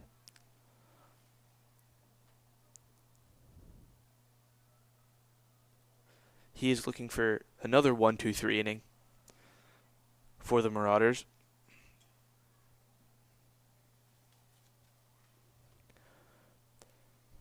And right now, Mike, the Bruins are running out of options. They only got 2 innings left to get 7 runs to tie this game. They have not been able to produce anything after the first inning on the offensive side of the ball. And defense has been shaky. They've had a couple good innings here and there, but nothing overly great. So they've really got to try a score here. So Frankenary coming on to the mound. Hansel DeSoto, the leadoff hitter for the Bruins. DeSoto, the speedy second baseman for North Bergen. The first pitch from the lefty Frankenary. Misses high. Count is 1-0. That's another one of those pitches that's very debatable.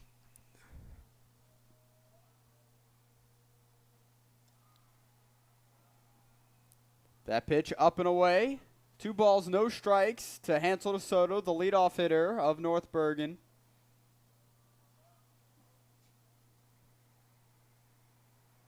The 2-0. Popped up. Third base side. Rosso underneath calling it off and making the play. So Hess, Guzman, and Rosso in the area, but the third baseman, Jared Rosso, took charge and made the grab for the first out of the inning. Yeah, great communication there from Rosso. It's exactly what you want to see. Calls Hess off and Ganaway off, makes the play in foul territory. So Ramirez, the starting pitcher of the game, now playing third, took the first pitch from Anthony Frankenary as a ball.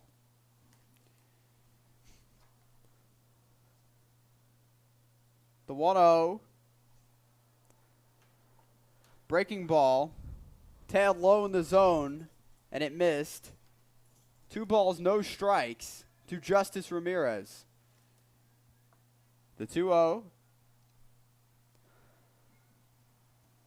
That pitch just missed on the outside corner of the strike zone. 3 balls, no strikes. Ramirez looking for a walk. And he takes a strike. Count is 3-1.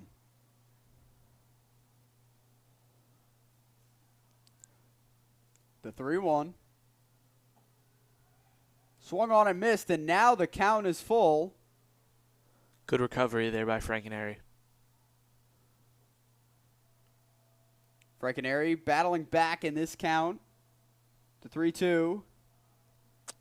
As he could not retire Justice Ramirez, and Ramirez gets on base with a walk. This is the first time in a while the Bruins have been able to get to first base. So 1 out. Justice Ramirez on first as Nick Francisco comes to bat. And another update on the weather, Mike. Even though you cannot see the sun, it is starting to go down. Oof. Ripped into right field.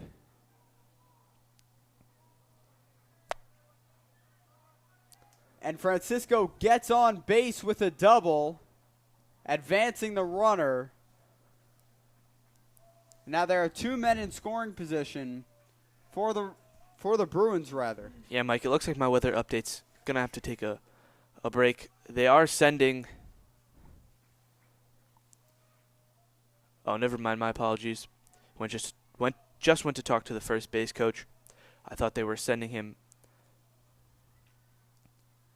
Francisco back to first base, but he drilled that down the first base line past Jack Carey, who was unable to get that ball right into right field.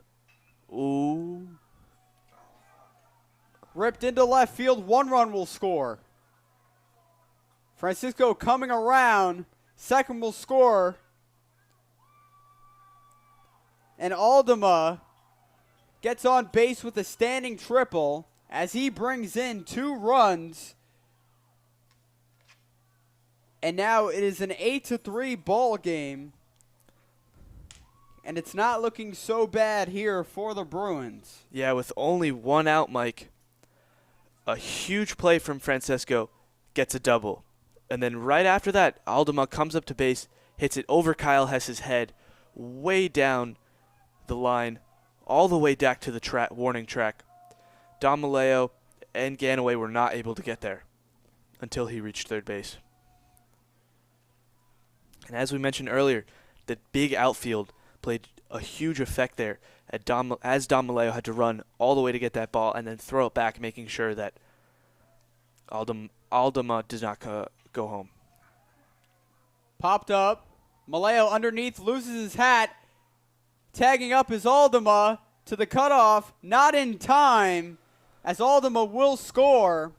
And now the Bruins are coming back as they are down by just 4 runs in an 8-4 ball game in the top of the 6th. Mike, this is exactly what we needed. We talked about they needed the offense. The change in pitching might have really helped them. As after the first out, Frankenary has had a rough couple of pitches. As it is 8-4 now.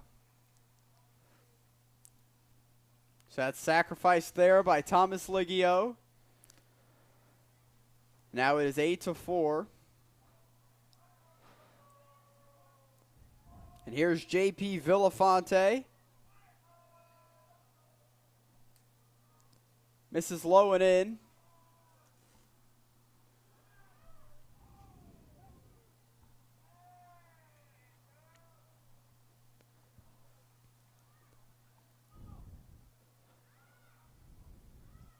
Villafonte played third base and pitched earlier in this game.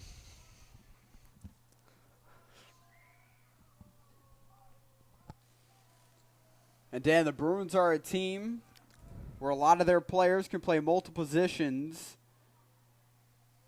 at an above average rate, which helps them mightily. The the outfield has moved in just a little bit. Frankenary fighting to contain this lead on the mound as Needs his one more Marauders out. now lead by just 4 runs. Jam shot, fouled, keeping the at-bat alive for J.P. Villafonte, Dan.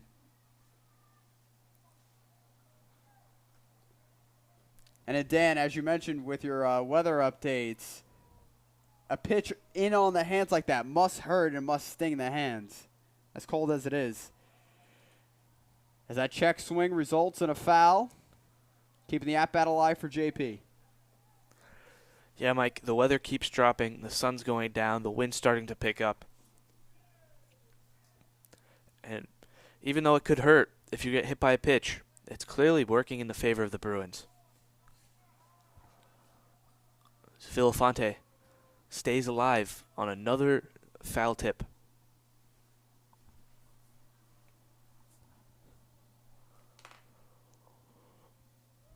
Two balls, two strikes. Breaking ball just missed there. Full count to J.P. Villafante.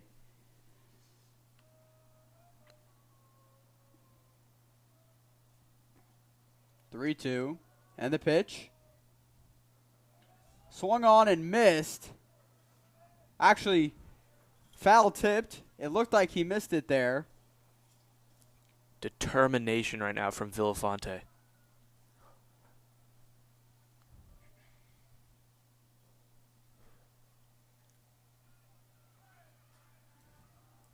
Prep leads 8-4 in the top of the sixth.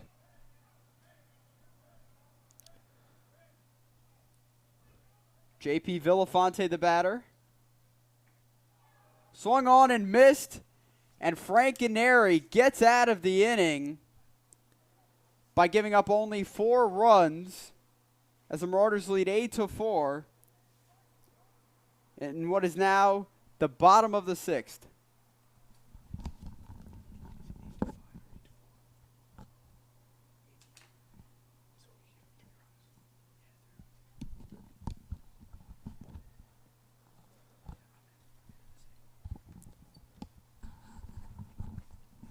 Correction, that was only 3 earned runs given up by Anthony Frankenary. Now, Mike, I'm not a statistics guy, but if you do check the statistics, they show through the first 4 games of the season that this has been St. Peter's Prep's best inning so far. They're averaging the most runs on offense.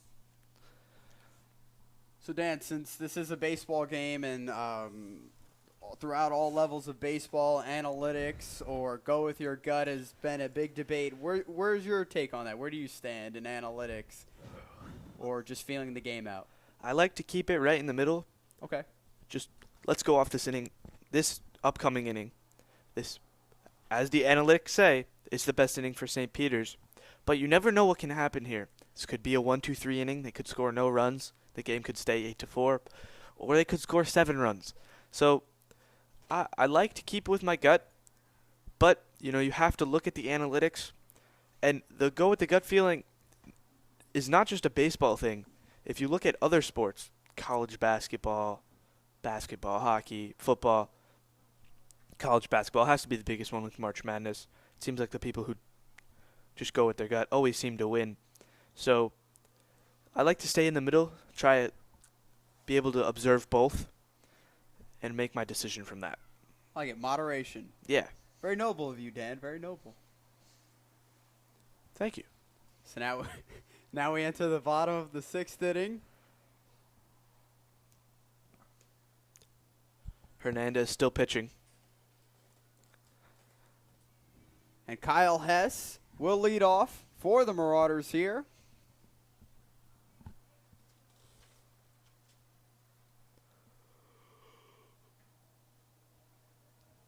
The first pitch to Hess misses up and outside for a ball. The 1-0 skips past towards the fence. Count is 2-0. So Diego Hernandez in his second inning of work here looks to contain the Marauders' offense and keep it in stagnation to 2-0. Off target upstairs. Count is 3-0. Hernandez falling behind in the count.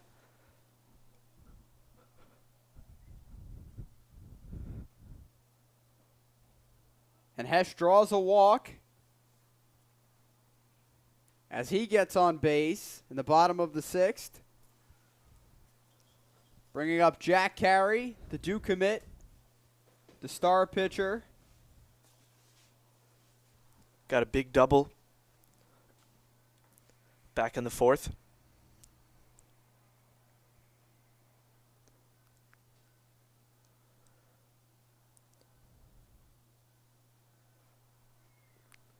And that first pitch misses. As Carey thought about swinging, but held off.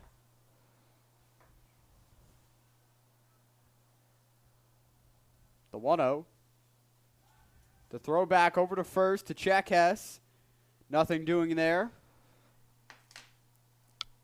Right now, from my sources, I'm getting word that Rosso will be closing out the game in the 7th inning. So just a quick update. That's what I've heard.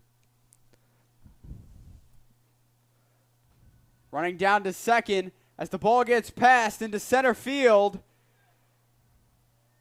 And Hess takes advantage of that errant throw by stealing 2 bases and getting himself from first to third with no outs in the 6th inning.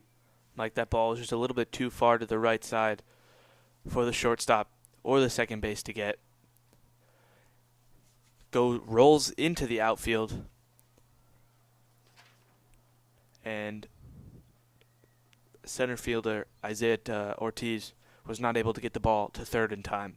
As you saw, Hess's speed right there. Pitch to Carey. Chopped foul down the third base line.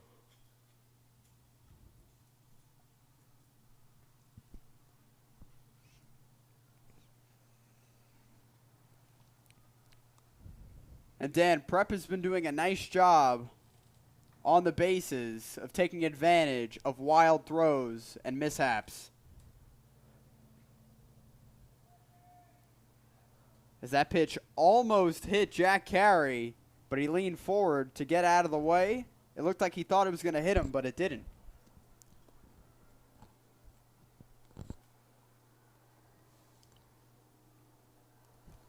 Here's the pitch. Fought back and fouled by Jack Carey, keeping his at-bat alive. You know, Mike, you talked about the wild pitches, and I think the most wild pitches have to be in the first inning with the multiple on-base plays and the walks and the stealing. That I think the first inning definitely was the biggest inning for that. That pitch over the head of Carey, bringing the count to 3-1. And it resulted in 3 runs. And then with that last pitch, the ball almost hit Carey's bat as he takes a walk there.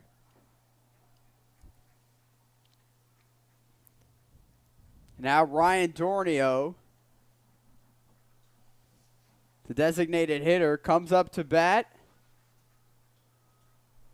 Looking to drive home Kyle Hess. No outs.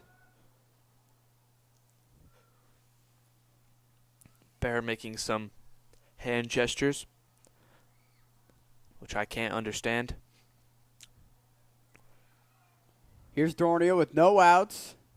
Runners on the corners. That pitch from Hernandez misses away. And that first pitch is a ball. 1-0 count. Scores 8-4. Bottom of the 6th. You know, Mike, right now I'm guessing that Hernandez is going to throw to the ball towards the outside, so Dornio's really got to reach. Because I saw Ortiz pointing to the left fielder, or right fielder, my apologies, to move over a little bit more. Because if Dornio gets a hold of that ball, he really can pull it. And that pitch is in there for a strike. And baseball is a game of strategy, and it's a chess game. So it's working with different pieces to try to get the upper hand over the opponent. Here's the pitch. In the dirt, blocked by Bear. But Carey takes second as a result. And now Prep has runners on second and third. And Dornio hoping to bring in 2 of his teammates to add on to this 4-run lead. No outs. And the pitch misses.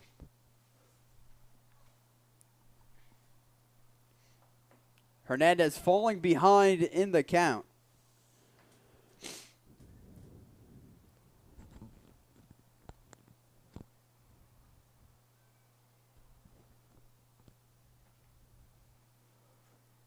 Drawing a walk is Dornio as Hernandez walks the bases loaded, which is a position he does not want to be in. Like, especially in the 6th inning with no outs. And here is Lance Lucarelli.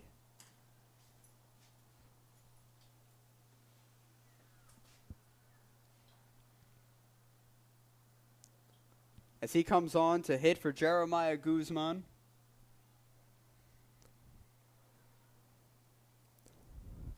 And the infield is talking it over with Hernandez.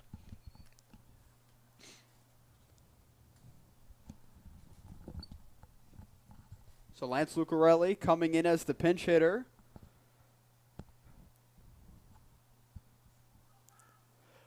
Guys, just a reminder, if you guys tuned in late, Prep Gala, Saturday night, Saturday evening.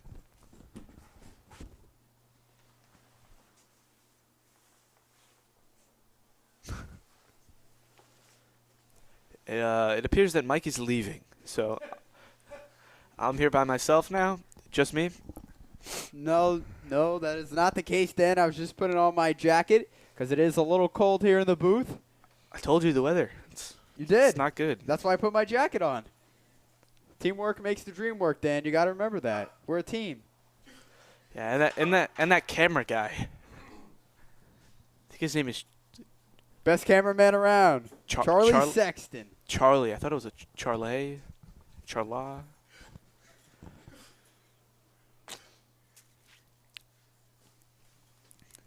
He's going to be here for a while. And this broadcast wouldn't be possible without the help of TV studio, including Christian Santos, the moderator, Mr. Trotta, and, of course, our cameraman, Charlie Sexton.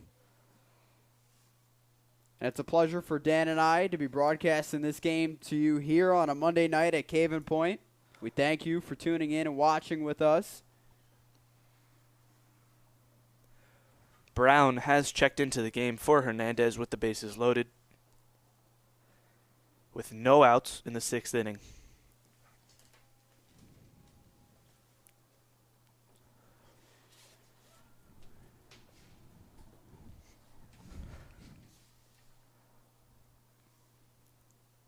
Anthony Brown, a tall relief pitcher who is a senior for the Bruins.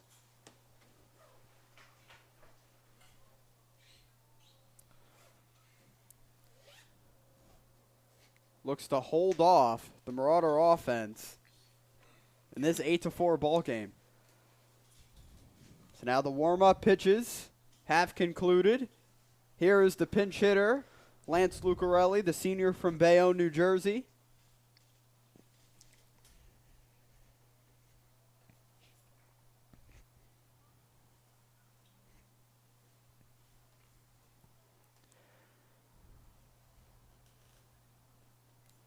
And that first pitch misses low and away.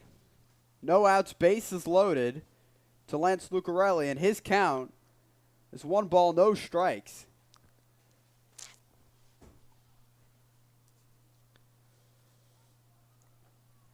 Lance Lucarelli liking the breaking ball there, but doing nothing with it, as the count is now 1-1.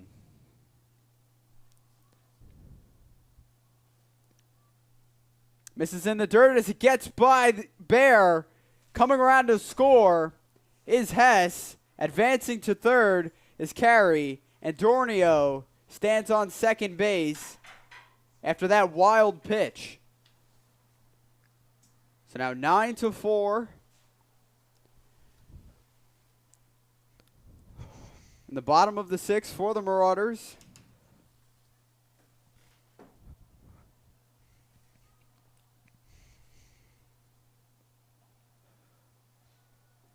Slider inside, called for a strike.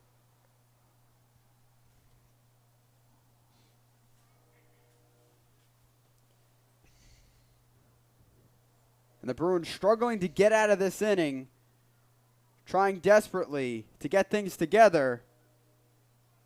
And Lance Lucarelli goes down on strikes with a nice breaking ball there by Anthony Brown as he retires and puts away Lance Lucarelli, which brings up Jared Rosso. 1 out. Runners on second and third. Pitch in the third, blocked by Brian Baer.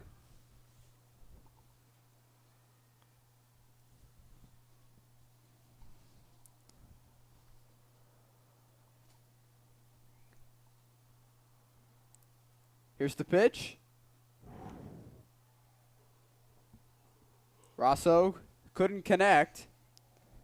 Good pitch there for Brown. Rosso swinging for the fences. He thought he had it all. Brown trying to keep Rosso off balance, mixing in his pitches. As that previous pitch nearly hit Rosso on his foot, but Rosso able to dance out of the way. Count 2-1.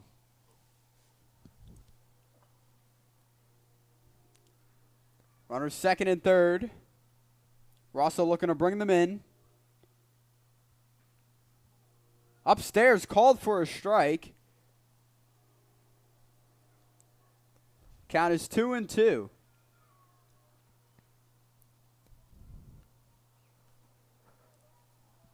Dan, what do you think about the sequence of pitches by Brown so far?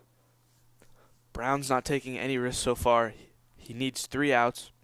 As he started, he got in the inning, and that ball hits Rosso. My apologies. He's not trying to take any chances. He needed 3 outs coming into the inning. He's gotten 1 so far, and he's really trying to keep it low. Nothing special, but trying to keep it in the strike zone. But as you saw there, that one got away from him and hit Rosso.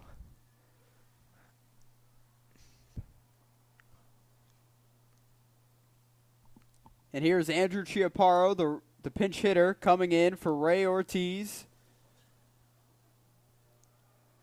He takes that first pitch for a ball.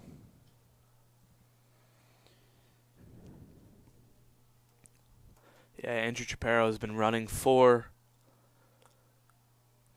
Pitch in Eugene. the dirt block. Sorry, Dan. For Eugene. No, it's my fault. It's okay. We're a team.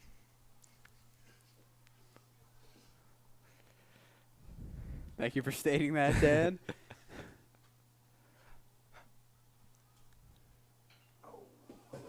Popped up.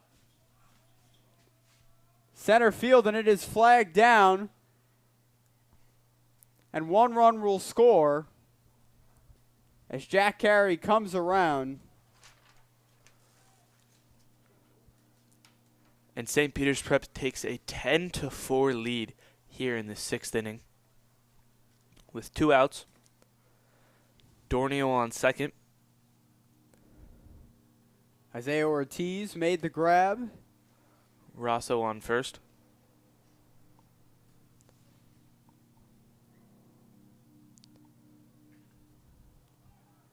Grounded to first.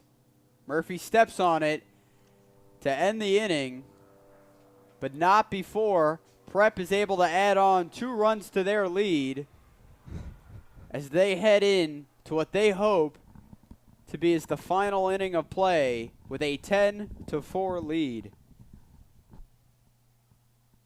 So here on the Nation Station, alongside Dan Marr, I'm Michael Daly.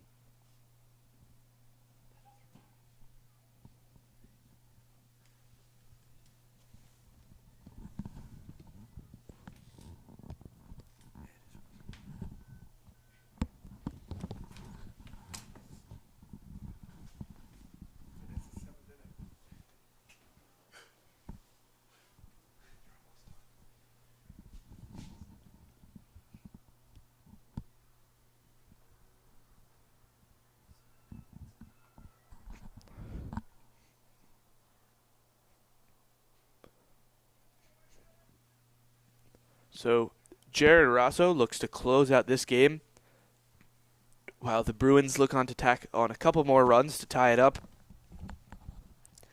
It is a big feat, though, as they are down 10-4. And, Mike, I did tell you earlier, the 6th inning is one of St. Peter's best innings. They were averaging 1.5 runs going into the inning. Probably going to go up now. They did get 2 runs. Could have been more, but Brown was able to close out that inning strongly and hold them to only 2 runs. You're a big average guy, Dan, aren't you? Occasionally. Okay, I respect it. Averages are a big part of baseball, so it's very understandable. You know, back in my day, I didn't look at the averages because I got on base every time.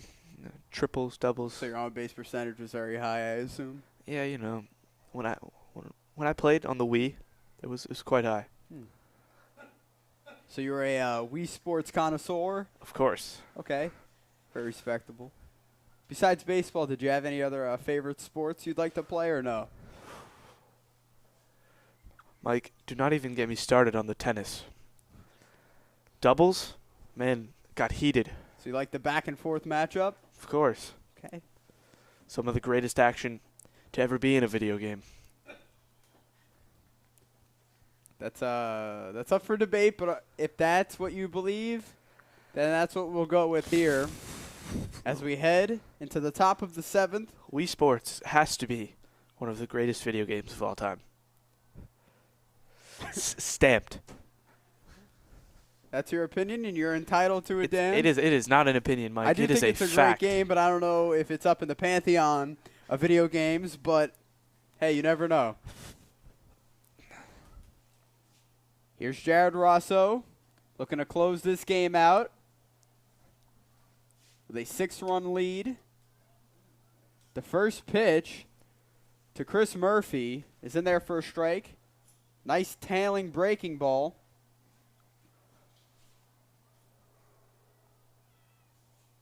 The 0-1 hit Murphy in on his hands as he almost continued with a check swing, but didn't go further than his body. So he gets on base as he is hit by a pitch.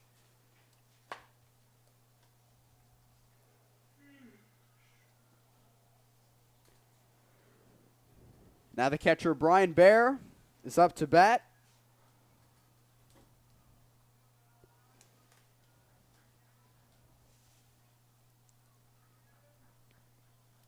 No outs. Murphy on first for the Bruins. In the top of the 7th.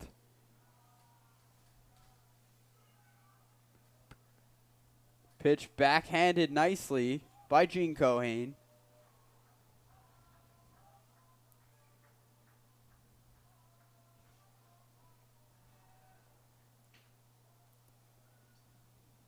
In there for a strike, as you could hear the snap of the glove, which is definitely an apparent in cold and brisk weather like this. Yeah. It sounds like you want another weather update, Mike. The weather has dropped again. Grounded foul towards the Bruins dugout.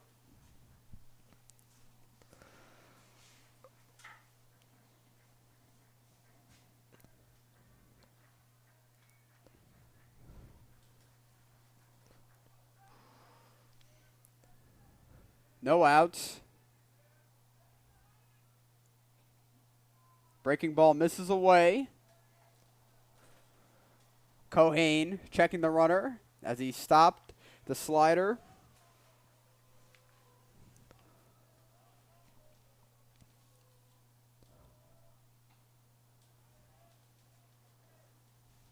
And Bear goes down on strikes for the first out of the inning. And Dan, through these sequences in each pitch, you'll see Gene Cohane starting to stand up to always check the base runner.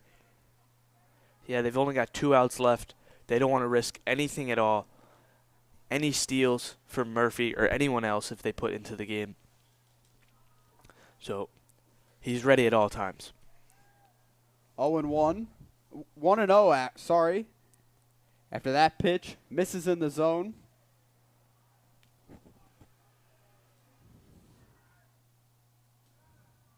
Missed in the dirt. backhanded scoop and stop by Gene Cohane. 2-0. Ortiz looking to put some runs in. Isaiah Ortiz, the center fielder. Dizzato on the on-deck circle. On the outside. And Jared Rosso, in this particular at-bat, having trouble finding the strike zone. Yeah, you saw a good recovery there, though, by Gene Cohen, as he was able to keep that ball in front of him, make sure Murphy didn't get to second. Fastball right down the middle, taken for a strike. Count is 3-1. The 3-1 to Ortiz. Swung on and missed as Rosso blew that fastball right by him for the second strike of the at-bat. And the count is full. 1 out, the 3-2. And that foul ball keeps the at-bat alive for Isaiah Ortiz.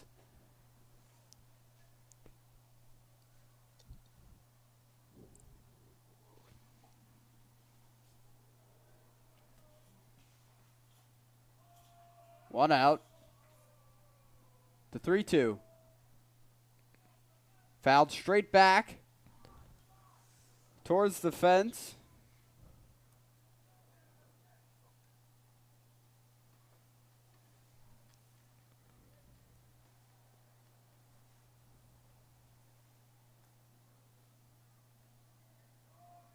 Ortiz is really surviving here at this at-bat.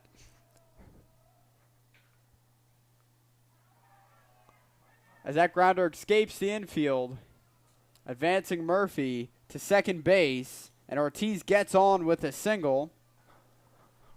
So Ortiz, nice job of working the count, able to eke out pitches from Rosso. In particular, he had a few foul balls that flared back towards the backstop, and that's what North Bergen needs. Yeah, as they only have 1 out now, with a man in scoring position and a man on first base, with their leadoff hitter Dizzato up to the plate. 2 runners on.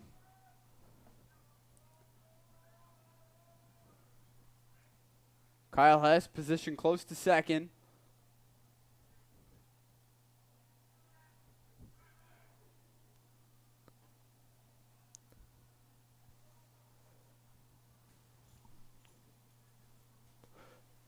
In left field now for Jeremiah Guzman is Thomas Ganaway.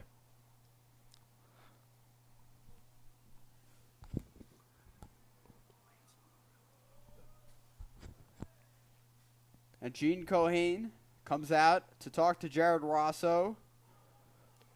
Taking Thomas Ganaway's spot in left field is Lucarelli, number 25. Lance Lucarelli, as you saw last inning, was a pinch hitter for Jeremiah Guzman.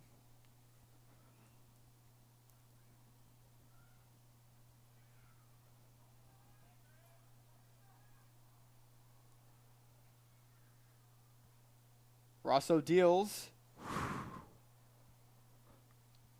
It's that curveball. Missed inside. Almost hit Dizzato.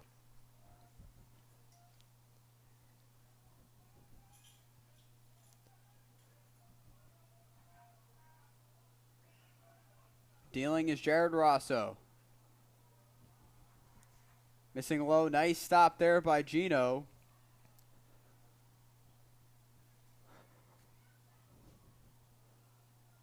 Three balls now. Ansel Dizzato being very patient in this at-bat. Called strike there. That pitch hit the outside corner. Nice job of painting the black by Jared Rosso. Looking for a sign is Rosso as he gets it from Cohane. He deals.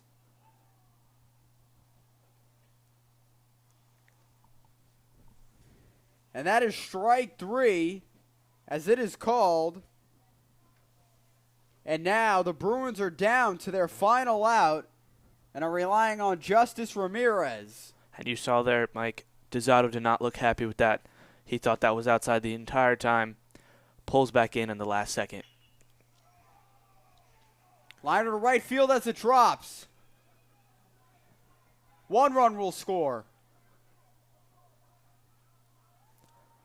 Coming around, 2 runs will score as Ortiz, as Justice Ramirez keeping hope alive for the Bruins as he drives in 2 runs with that double. And that's just what he needed, Dan. Yes, Mike, a 10-6 game now. Ramirez gets to second base. A huge play in the right field gap.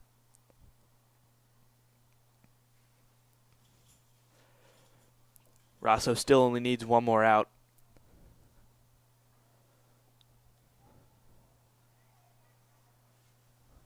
So here's Nick Francisco, the shortstop.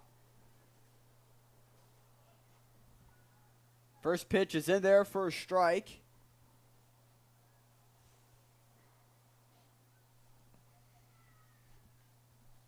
Two outs. Justice Ramirez on second after his double. As Francisco swings at a pitch in the dirt for a strike. The Bruins down to their final out.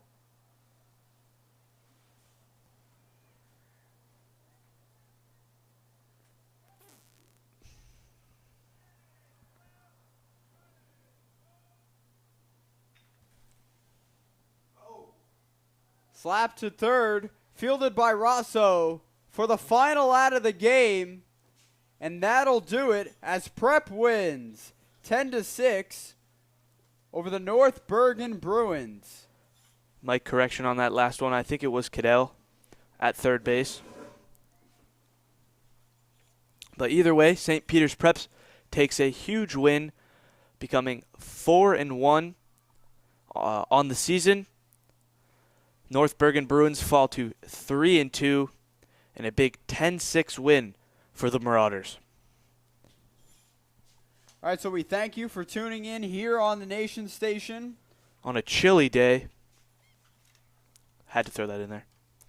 Thanks to Mr. Trotta, Christian Santos, Charlie Sexton. I'm Michael Daly alongside Daniel Marr. We thank you, everyone, for tuning in. And good night.